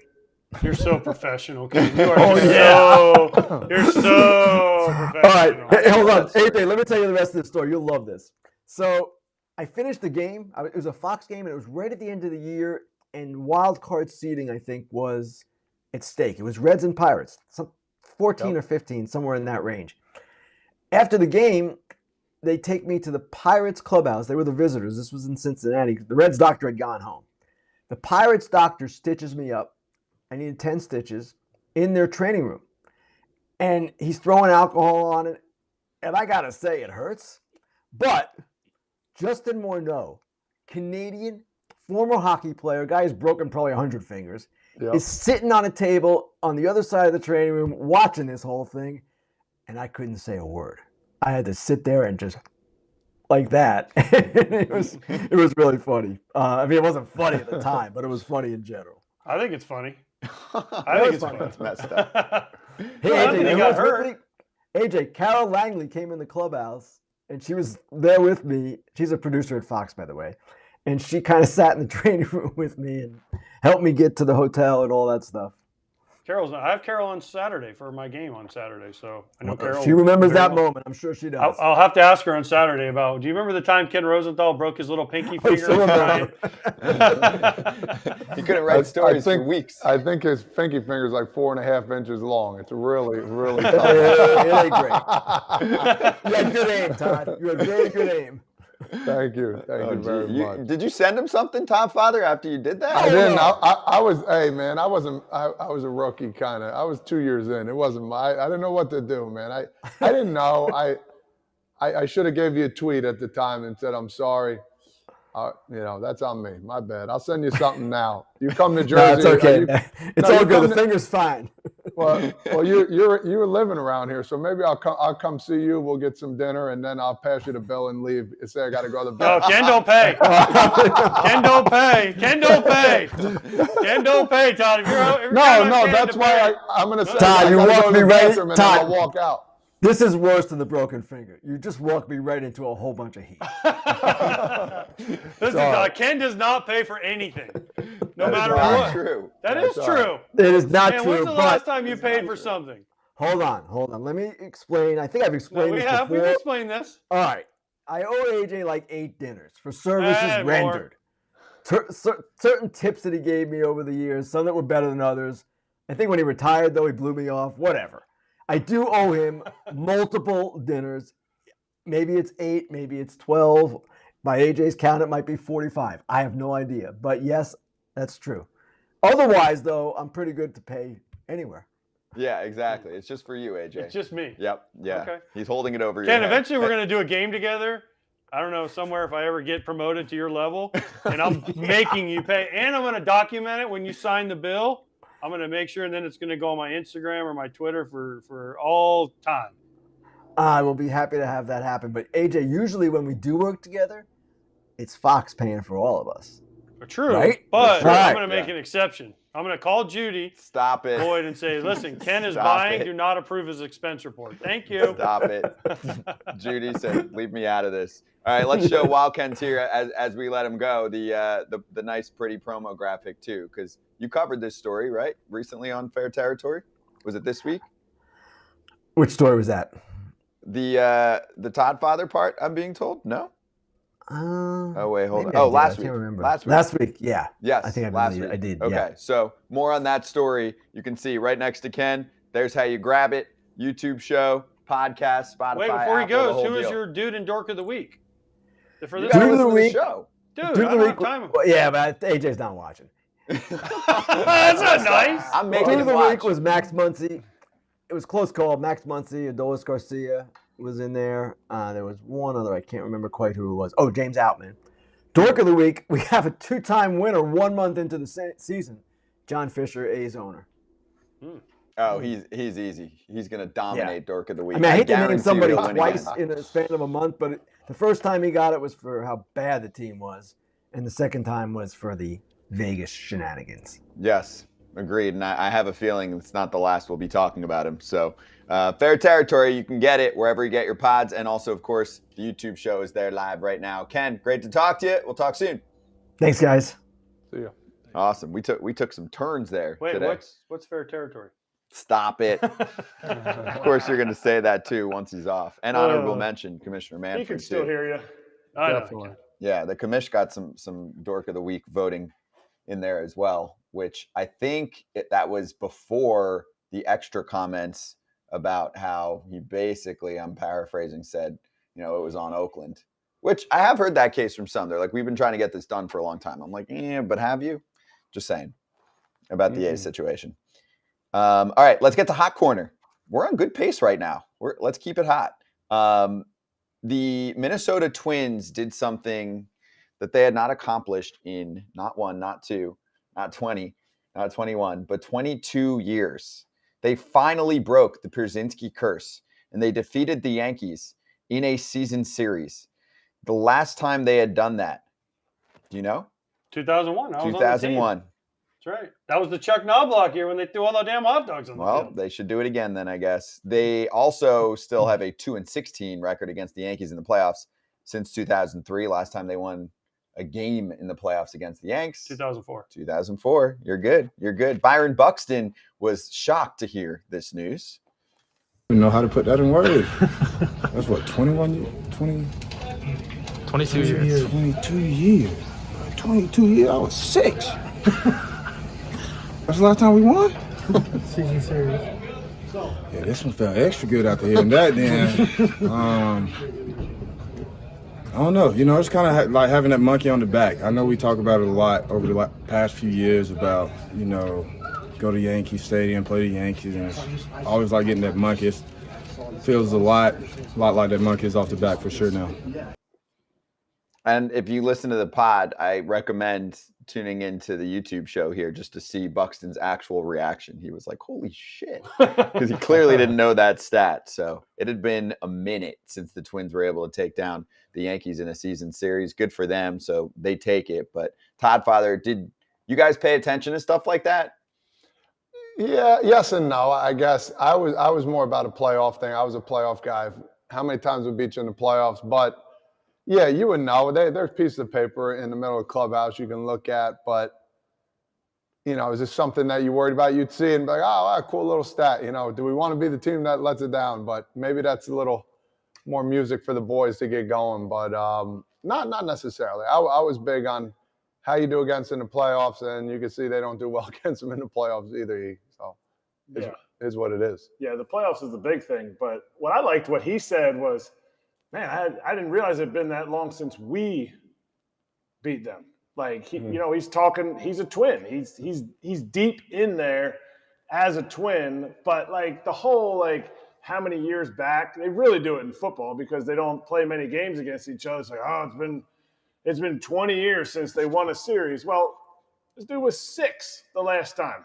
AJ was 22 at that time. Like it was a long time ago. So there's That doesn't apply to me. AJ was taking. They didn't have a batting cage in the Metrodome for AJ to hit in, like the last time they won. Like they were taking extra BP on the field with hot dogs, but they were taking extra BP on the field, which doesn't happen. That doesn't even happen in Rochester anymore. They got cages in Rochester, barely, but they got cages. Hey, I could say we because I was there, when we beat the Yankees back in 2001, that was a damn long time ago. We beat them, and then they kicked our ass for every year after that. So congratulations, Minnesota. Oh, by the way, the Yankees are taking out their frustration on us. It's 11-1 in the fourth. So they're taking all that frustration back out. Yeah, a little bite back. You're right. But no, they win the season series, though. You can say, Todd, I get it about the playoff stuff. And every year when the Yankees play the Twins, whenever it is, this stat comes up. So to finally get the monkey off the back for the Twins, it is a big deal. I know it's not the playoffs, but then they don't have to answer this question anymore. They can say, we finally beat the Yankees. And listen, 22 years is a long damn time to do this. So congratulations, Minnesota. The monkey is off the back for now, unless you see him in the playoffs. I think it's more in the division. Like if it's been like 10 years that you haven't beat the Tigers in a season series, like that maybe means more. I get it, the Yankees, all that stuff, but like there's way more, in division stuff like that. Like it's been 6 years since you've beaten the Tigers in a season series. But the problem is, that would be a big monkey. The problem is, Kratzy, every time the Twins seem to make the playoffs, guess who they run into? They draw the Yankees. Yeah, and they get their ass kicked and they go home. It's like, man. And the Yankees draw the Astros. After they beat the Twins or the Guardians. Yeah, true. Very true. Very true. Didn't the Rangers get something off their back against the Astros recently where they hadn't beaten them in a series in forever in a home ballpark or something? Does that sound familiar? Minute Maid. At Minute Maid, right? They just played, and we had Evan Grant on, remember? And he said that they beat them 2 out of 3 or something. They won the series in Minute Maid for the first time since like 2016 or some crazy number. So that's crazy. That's an interdivision thing too. Yes. Shows you how good the Astros have been for a long time. Yep. By the way, I like what you said about Buxton. Kratzy is like, oh, wow, we didn't beat them for that long. I mean, he's a Twin for life, essentially. He signed that big-ass extension, the really unique extension, which someday I want to get into, 7 years, $100 million, because so much of it is incentivized based on awards. And so much of that is based on writers. So his salary is very tied to how people vote for him if he was an MVP candidate. And so much of that is tied to him being on the field, which has been when he's on the field, he's one of the best players in the world, but he's had a little bit of a struggle staying on the field. He's got some knee problems and some stuff, but he's incredible when he's on the field. And their record proves that when he's on the field, he should be in the MVP race. Mm-hmm. He's got some help too now. And of course they brought Correa back this offseason, but they love Jose Miranda. He hits, but he hadn't shown the power yet early this season, the first few weeks.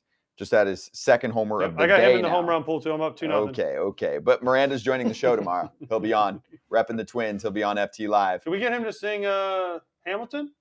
We can. My sister's in that show. She is? Yeah, in New York. Really? So Did she get me tickets? We can. Well, that's a great. I like how you answered that too. Don't say yes or no. That was beautiful. But that's a great musical, by the way. It is. It is. It's incredible. Yeah, she's been in it for years. She's part of the ensemble or whatever you want to call it. Yeah, she's part of the mix. They don't have names for a lot of the people in there, so she's not one of the main. And it's mostly men that are the leads. Yeah, I played golf with the guy that was the king. King George. Oh, the king is not in New York, but in Chicago. They had like a long run in Chicago. Yeah, that's a great. So we were playing golf. We made him sing the "I'll be back." You'll be back. Which is probably like one of the best parts of that whole show. If you haven't seen it, the King George, I think it is, the King Henry, I don't know, King George when he's like, we'll be back. Oh, that part is amazing. Incredible. We'll ask Jose about it because he's seen it, and Lin-Manuel Miranda, who created the show, was with Jose recently. So we'll go over all that plus the Twins and see how much they care about this, and especially getting smacked the next day by the Yanks unless they come back. One more thing I wanted to show you, Kevin Kiermaier with a little fan interaction here. Look at this. Batting gloves, veteran in the bigs. Here you go, buddy. That's awesome. How much? Oh, look at that! Wow, kid. that reaction. Yes. How much does that happen? Because I actually you don't see the batting glove clips super often, and I'm like, I'd be chucking batting gloves to people left and right. No? So I used to every game. I used to give my broken bats to people, and the teams used to get mad because they'd sell them. Yeah, they're trying to make them. money. So I would if I broke one, I'd hand it to somebody in the stands. And they sell the broken bats? Oh, hell yeah. Oh, yeah. They buy them, so then they sell them. Mm-hmm. They usually try to get you to scribble a little Scott Braun on there. Yeah, right. But John Hancock. Yes, but they don't. I would break them, and then I would hand them to somebody in the stands, and then the team would be like, "What are you doing? You're giving away our bats. We can sell those for $7." But yeah, exactly. That's life. Yeah, I think it's a beautiful thing. I used to give out stuff like that too as well. I mean, just out of the whim. I'm sure, Erik, you've done the same thing. You put a smile on somebody's face, and it's a beautiful thing to see, especially a young kid. And then you got an adult trying to grab you. No. Chill out. It's for that kid. You give it to him.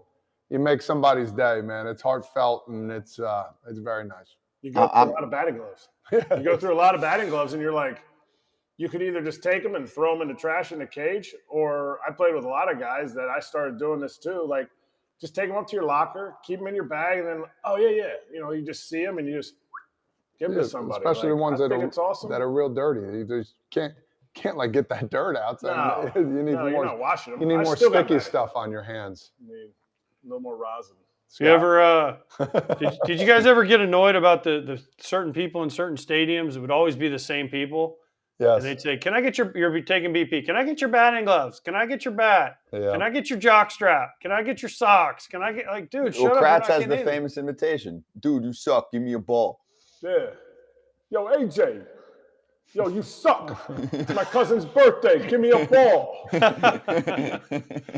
heard that. That was funny. Yeah, in Toronto, like, they're always those people. No, I would never give it to those people. It's some people that like their mom is like scrambling, carrying like 2 hot dogs, some nachos, and the kid's just like following behind. You just, hey, kid, hey, and the kid's like, huh? And you just toss that thing right up there. Like those are the people you want to give it to, not the people who are like mine. Yeah, exactly. You got Kratz. You played in Toronto. Todd, you played in Toronto. Remember the guy that would stand behind the visiting dugout? Hey, Todd Kratz, can I get your batting gloves, please? Oh, what was his name? Gosh, and he would say it. I think so. And he would say it all batting practice long. He picked Alex Rios when we got Alex Rios from Toronto. Hi, Alex Rios. You're my favorite player. Can I have your batting gloves? For an hour straight. For an hour. I think his name was Kevin. I think you're right. Somebody from the Blue Jays would know. He had that very, very distinct voice, and it echoed. He's like, AJ, can I have your batting gloves? Exactly. And it would just echo like Todd's cage all throughout the Sky Dome, Rogers Center, whatever it was. I love it.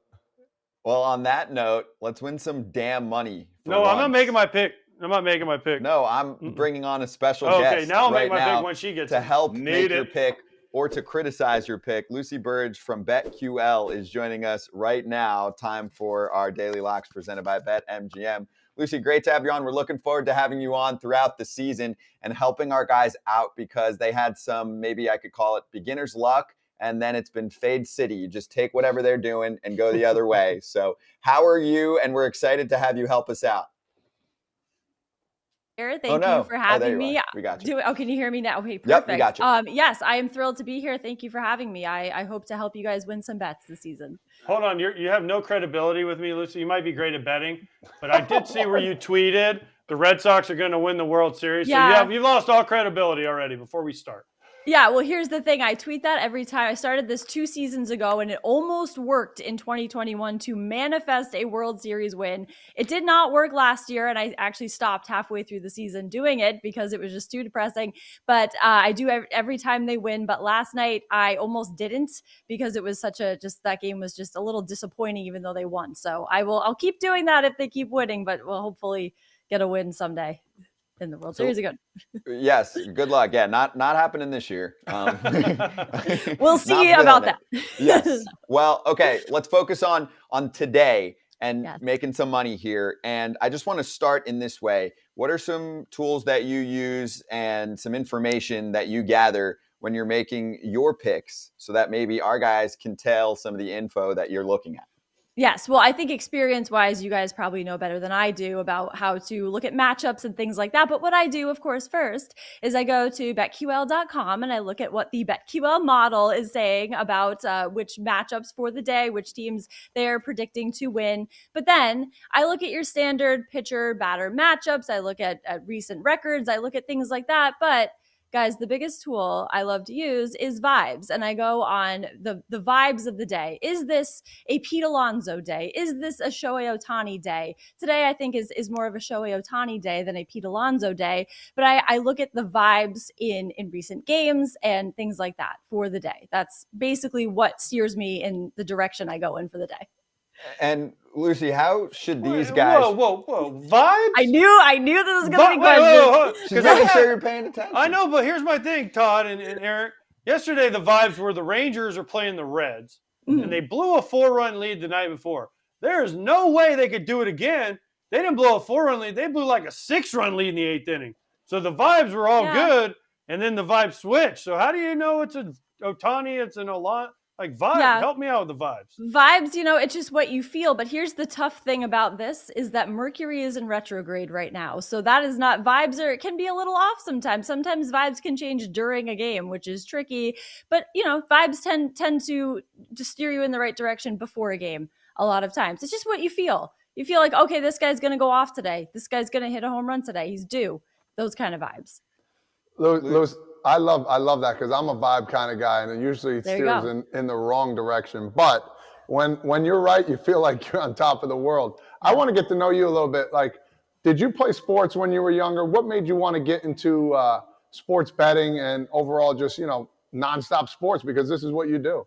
Yeah, so I grew up a huge Red Sox fan in Connecticut, which was a little bit difficult at times because there are a lot of Yankee fans there. But I grew up kind of in the right part of Connecticut, a little bit right on the border, but huge Red Sox fan, would come to Red Sox games all the time. And now I live in Boston, and I went to grad school for sports journalism, but then I interned at local radio station, WEI, the sports radio station here, and then just have stayed in Boston the whole time and have worked in sports and with the Red Sox, and then shifted over to when the company that owns WEI bought a sports betting company, shifted over to sports betting, and now it's just blowing up, and I'm really enjoying just betting. Baseball is my favorite thing to bet on. And I played softball in high school, and I was the only pitcher on the team, and I loved it, and I didn't play in college, and I miss it a lot.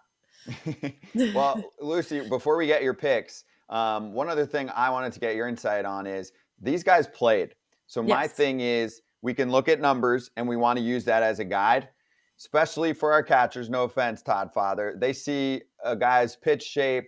He might see velocity. Kratz is all over some pretty deep analytics these days, right, Kratzy? I want to make sure that these guys are taking advantage of the eye test sometimes. And I actually do think these guys would be even better on live betting than they are pregame, because that's where vibes come in during a game, right. Live betting and vibes. That's where that comes in for sure.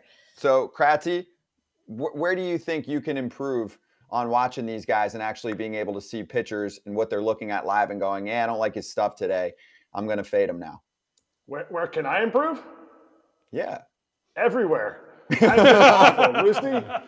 This is the most. We could all use some improvement anywhere. There are nights when I go 0 for 5. So, there's always room for improvement. I feel like either I win every bet or I lose every bet in a night, and it happens. It's just, that's the way it goes, and that's to be expected. And when you're winning, you feel on top of the world. And when you're losing, it's just, tomorrow will be better. Lucy. So there's always room for improvement. Lucy, it's been 3 weeks. I've won one time in 3 weeks. It happens. And it has been awful. You know what I do? You need some help me intervention here. I see these teams that I'm like, no doubt, they're definitely going to win this game. I'm a big run line guy, so I'm like, perfect, they're going to win the game. 4 out of 5 of my losses when I did the run line were the team won, but the run line got me. Am I chasing too much? Am I chasing too many pluses? Or should I stay on track and be confident? You could switch it up and do, if the money line is the odds are too short, let's say, you could parlay them. you could parlay a couple games, a couple longer, like run favorites. And you could parlay, say, 3 favorites on the money line, and then you'll get more value. And it's kind of like a run line. Run lines are tricky. I don't even do run lines that much because those are tricky, especially for the Red Sox now, because every time they lose, it's by 1 run, and then the run line doesn't hit. So maybe if you parlay a couple of money lines. I mean, yeah, I hear what you're saying, but when I do the money lines, I'm off on that one too. Like I need a lot of intervention here, Lucy. Like you actually got brought on here because of me. How bad I'm doing. We're gonna see my money bags and everything. So I'm listening. I'm writing down notes. So far I have go to BetQL, vibes, something about Mercury. I don't know what you meant about Mercury. Yep, that is okay. So that is basically Mercury is in retrograde, which means that bad luck is everywhere. I'm not that big into astrology and things like that, but I do believe in that one. So bad luck can happen. So watch out, kind of thing. Mercury, like in the thermometers, Mercury? I like think the planet? The planet, I believe. I honestly have no idea. I just hear that on TikTok, and I'm like, you know what? It's got to be a thing. I'm listening. Mercury, the planet. Thank you, Lucy. That goes out of retrograde on May 14th. I do know that. So it can affect your bets. I'm gonna say. May 15th is our day, Kratzy. May 15th is our day. Yes. Lucy. The Ides of May. What are your picks for today? What are your top picks? Todd's trying to make money. Let's go. Yeah, I like it.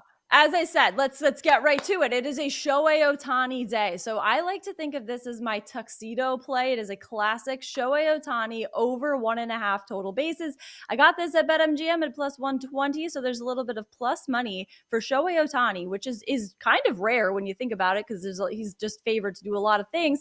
He's a machine. And this is, again, one of my favorite bets in general all season is Shohei to go over on total bases because he has hit this over on this in 2 of his last 3 games with 5 and 2 total bases in those. Luis Medina making his MLB debut. And I always want MLB debuts to go well for anybody, but if it goes south even a little bit, maybe it will be a double from Shohei Ohtani. So I think he can take advantage of this spot here and go over on 1.5 total bases.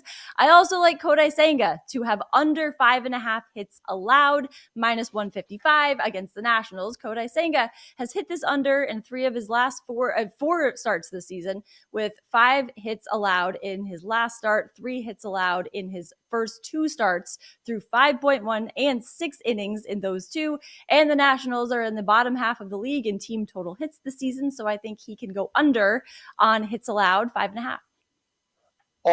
Can I ask you a question too? So you say so people understand total bases. Now walk doesn't count as count as total bases, right? Yes, I get this question a lot. Yeah. So total bases have to come from a hit. So a double is 2. That's it right there. Of course, you know this. But so it has to be. Walks do not count. That's it. All right, and double counts as 2, triple is 3, homer is 4, right? Correct. That's where the money is. Just for the average bettor, like listen. No, I've done when I used to do it, I'm like, what do you mean? He had 2 walks. I hit my thing, but no, he was 0 for 2. He didn't get any hits. So it's like I actually did lose. So I'm telling you, the first time I bet on total bases and there was a walk and I was like, yes, there's 1, and then I was like, nope, that's not a total base. Exactly. It's so I get that question a lot because it's a good question because it's confusing. Yes. And Jackson said, we've been asking some people in the chat right now what their go-tos are. He said, first 5 innings, take bullpens out of it, which is actually something I'm going to start to tilt towards because I'm looking heavy at pitching matchups. And then later in the game, all hell breaks loose. So unless you're big on a certain bullpen and you think you want to fade them or go with a run total. So let's cue up our picks from yesterday. Here's something that we do well, even though we are very cold right now. So we have accountability. When we suck, we suck.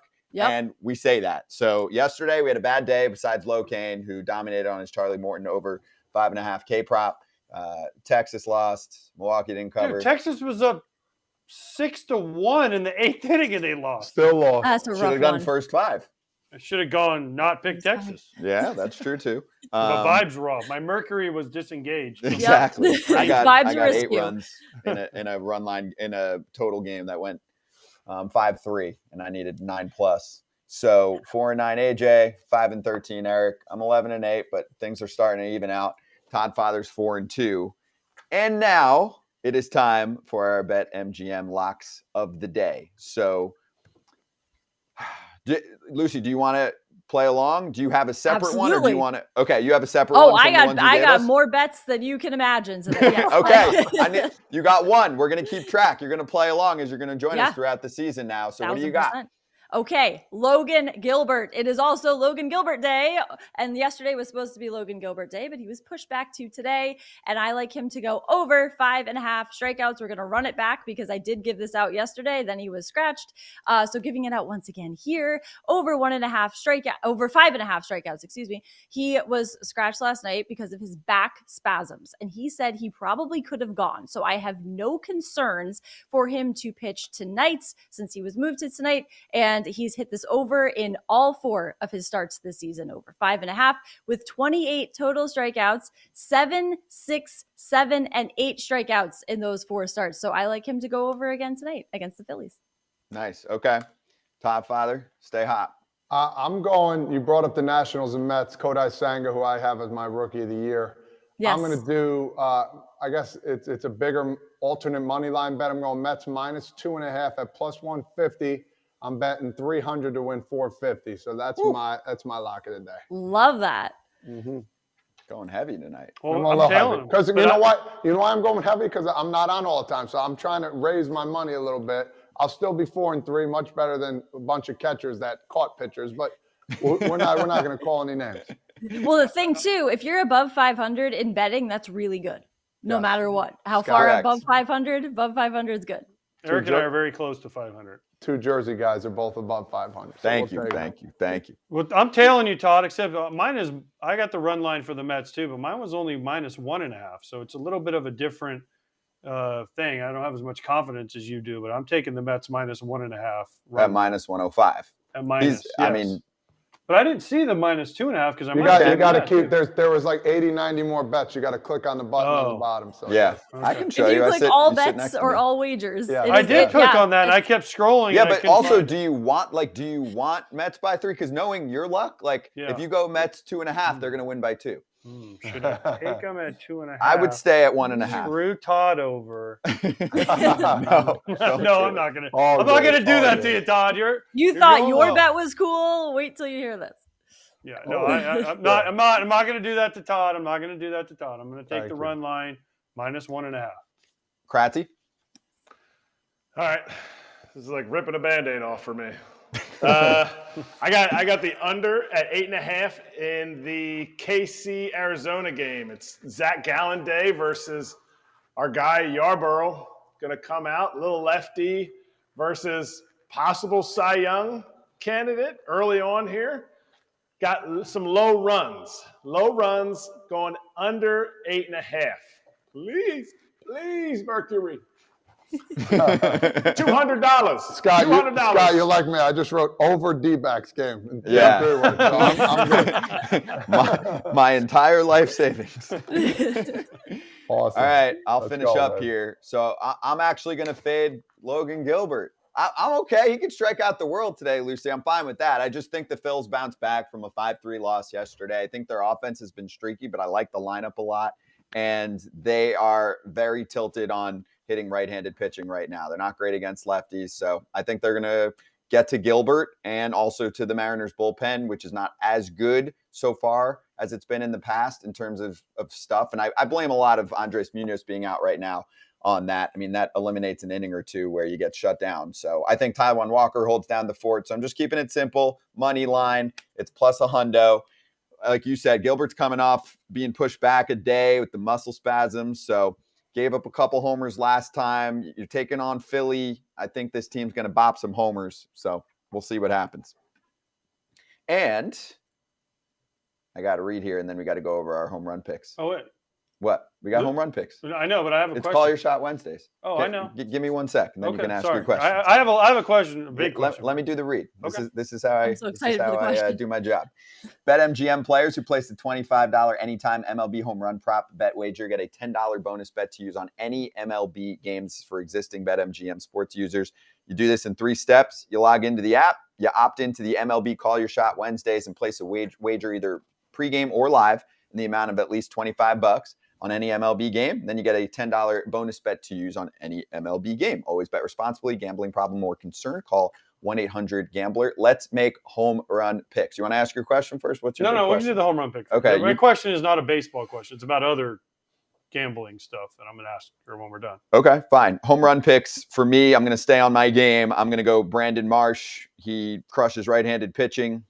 His big splits. He's also off to a great start. 357, 4 homers, 13 RBIs. He's a little hot right now, so I can see him smashing one early on in this game against Logan Gilbert, maybe first at bat. So, and he's plus 675 on that one. You got, I mean, I know you've jokingly made a million picks already based on games that are playing, but I got who Vic actually hits a Caratini. home run? I got Vic Caratini. Vic Caratini. He probably was plus 1,500. Oh, I mean, I just won. I got 3 already. I'm good for you. Who's homering tonight? I took Pete Alonso. It's not an Alonso day. Damn you, but they ain't no Tawny day either. So I just think Alonso's due. And plus, I like Senga, and I took the run line, so I need Polar Bear to step up. I said he's the MVP when we talked to Jeff McNeil, so let's go. Show that orange and blue pride, Pete, and go deep for the boys. I'm sticking with that Philadelphia game. Kyle Schwarber might scoop one down the line there. Shorter park. I see it's at plus 220, so it's not. You're not going to get that much kickback. If you want to put a lot more money on it, of course you will. But yeah, I'm thinking Schwarber's going to swoop one down the right field line there in Philly for maybe a cheap little home run. Well, there's nothing cheap about a home run. I should take that back. He's plus 220. He's plus 220 for homer, and Alonso's plus 375. And Kratz, who's homering tonight? Cody Bellinger. Cody Bellinger is going to take the waka changeup and hit it out of the yard. To get Bellinger out, you got to be able to throw the big hook. I don't think he's got a good enough one to be able to get Belly out because he's swinging a hot bat right now. Whack it. And Bellinger is, let's see, I'm looking for his home run prop live here because I didn't know yours. He's due. Can't find him. Come back to me. Lucy, you got one, Lucy, or no? Oh, I sure do. So I'm going. First of all, I like the Alonso home run prop for today. That's a great one. The Mets are my National League team, so I am always in on an Alonso. But wait, you just said it wasn't an Alonso day. You can't. Well, have it could be. It could be a Shohei Ohtani and a Pete Alonso day. The vibes could be.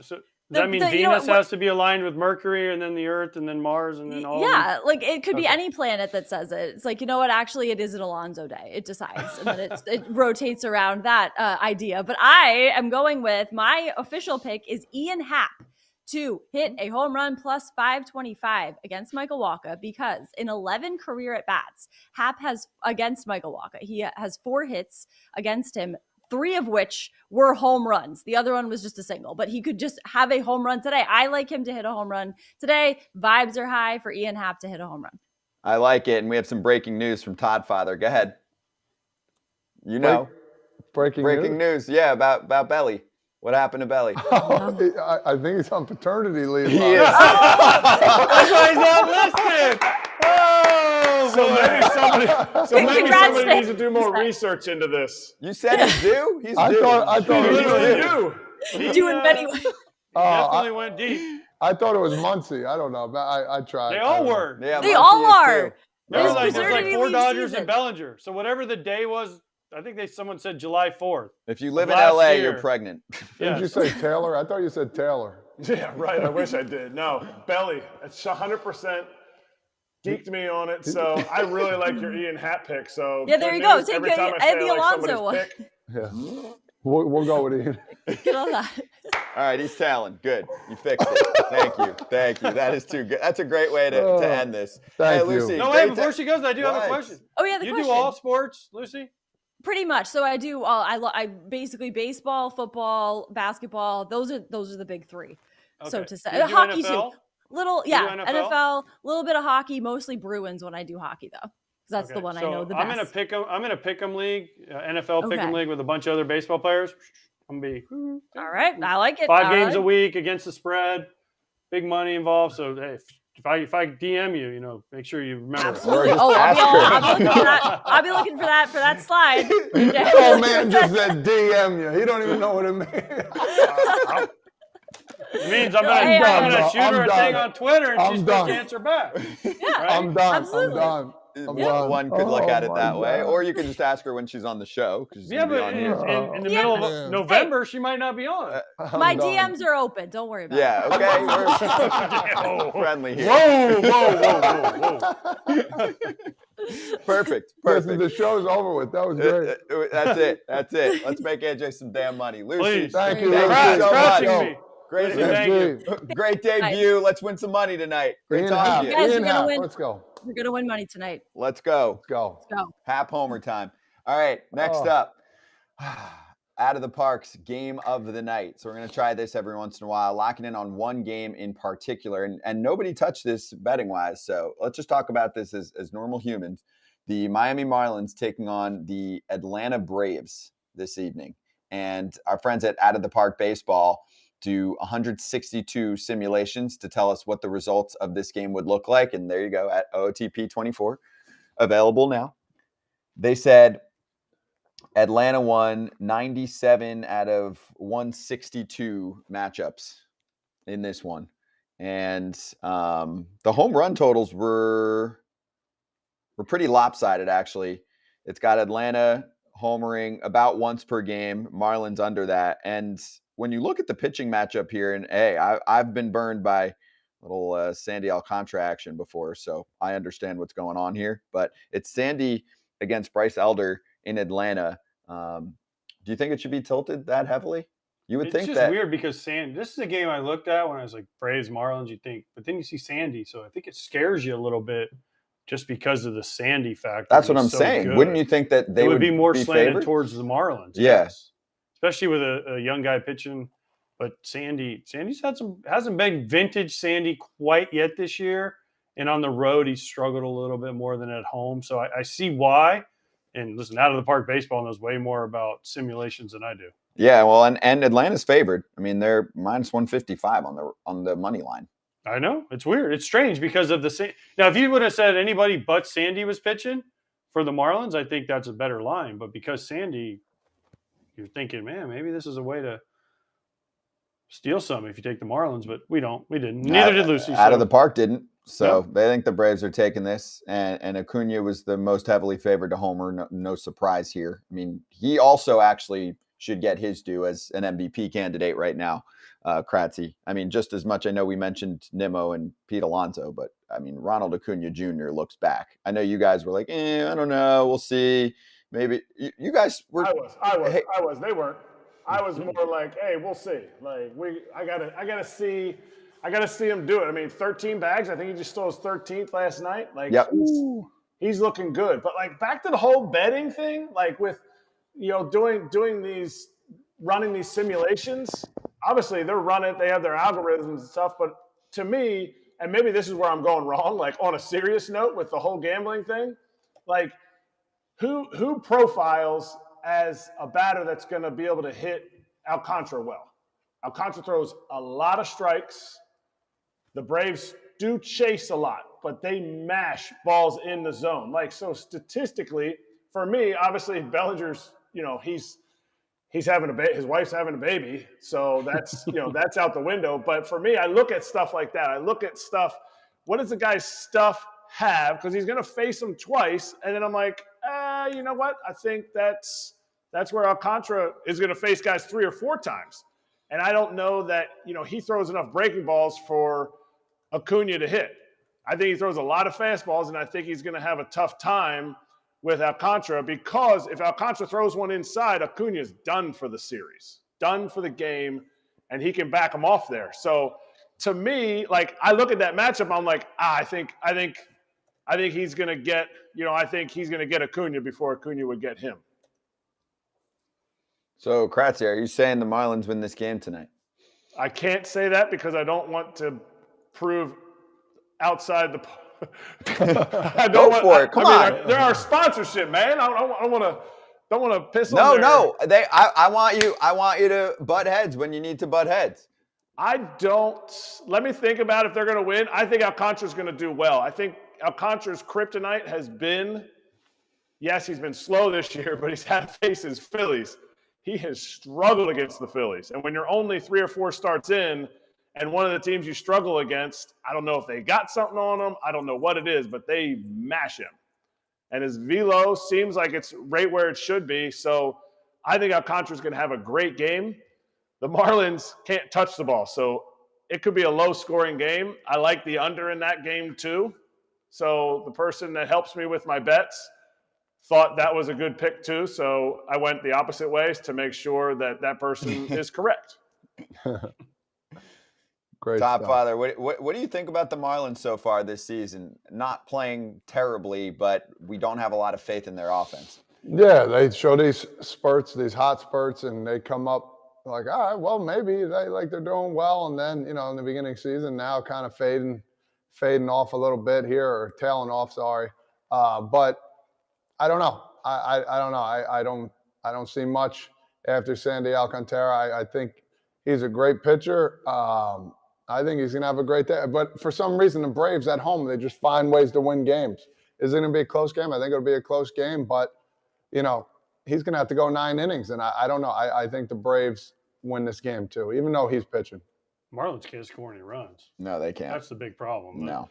Their pitching is good even after Sandy. Yep. Their pitching has been good. Cabrera's been pretty good for them. Their pitching's been fine. The problem is Skip Schumacher needs to suit up, take some swings. John Jay needs to suit up, take some swings, because they can't score any runs. Remember your boy Luis Arraez, you said, oh, man, he's going to bring offense. Well, them singles ain't working because the Marlins can't score any runs. You're going to blame the Marlins offense on Luis Arraez? I'm blaming you. Here we go. Imagine if they didn't have Luis Arraez. I like that trolling by AJ right there. Right onto your Luis Arraez. Like, the guy's going to be an all-star, and you picked him, Scott. So I like that by AJ. Good for you. Yeah, thanks. Poor Marlins have Luis Arraez. He's the only dude that hits consistently there. I know. If he wasn't there, they're 12-12. If he wasn't there, they'd be 5 games under. So is he the most valuable player? On the Marlins. Oh. In all of five baseball? WAR. 5. If you're saying 5 WAR for him already, and he's only 24 games in, and he's got to be. No one else has 5 WAR in 24 games. You're a WAR guy now? I am. 1.6 WAR if you wanted to know. Oh, yeah. Well, Scott just said 5, because if he wasn't in the lineup, it'd be 5 games. That under. puts him on a pace for more than a 5 WAR. I'm talking about through 24 games. Just so you know, it's not exactly how WAR works. I know, but for my argument, if you want to get into that discussion, just so you know, you're going to lose that debate. It's just for my argument. You got to twist things to make. You guys know you twist things to make your argument. You're a damn troll. No, you're the troll. You're a damn troll. You're a Steve Stone. Run slap hands.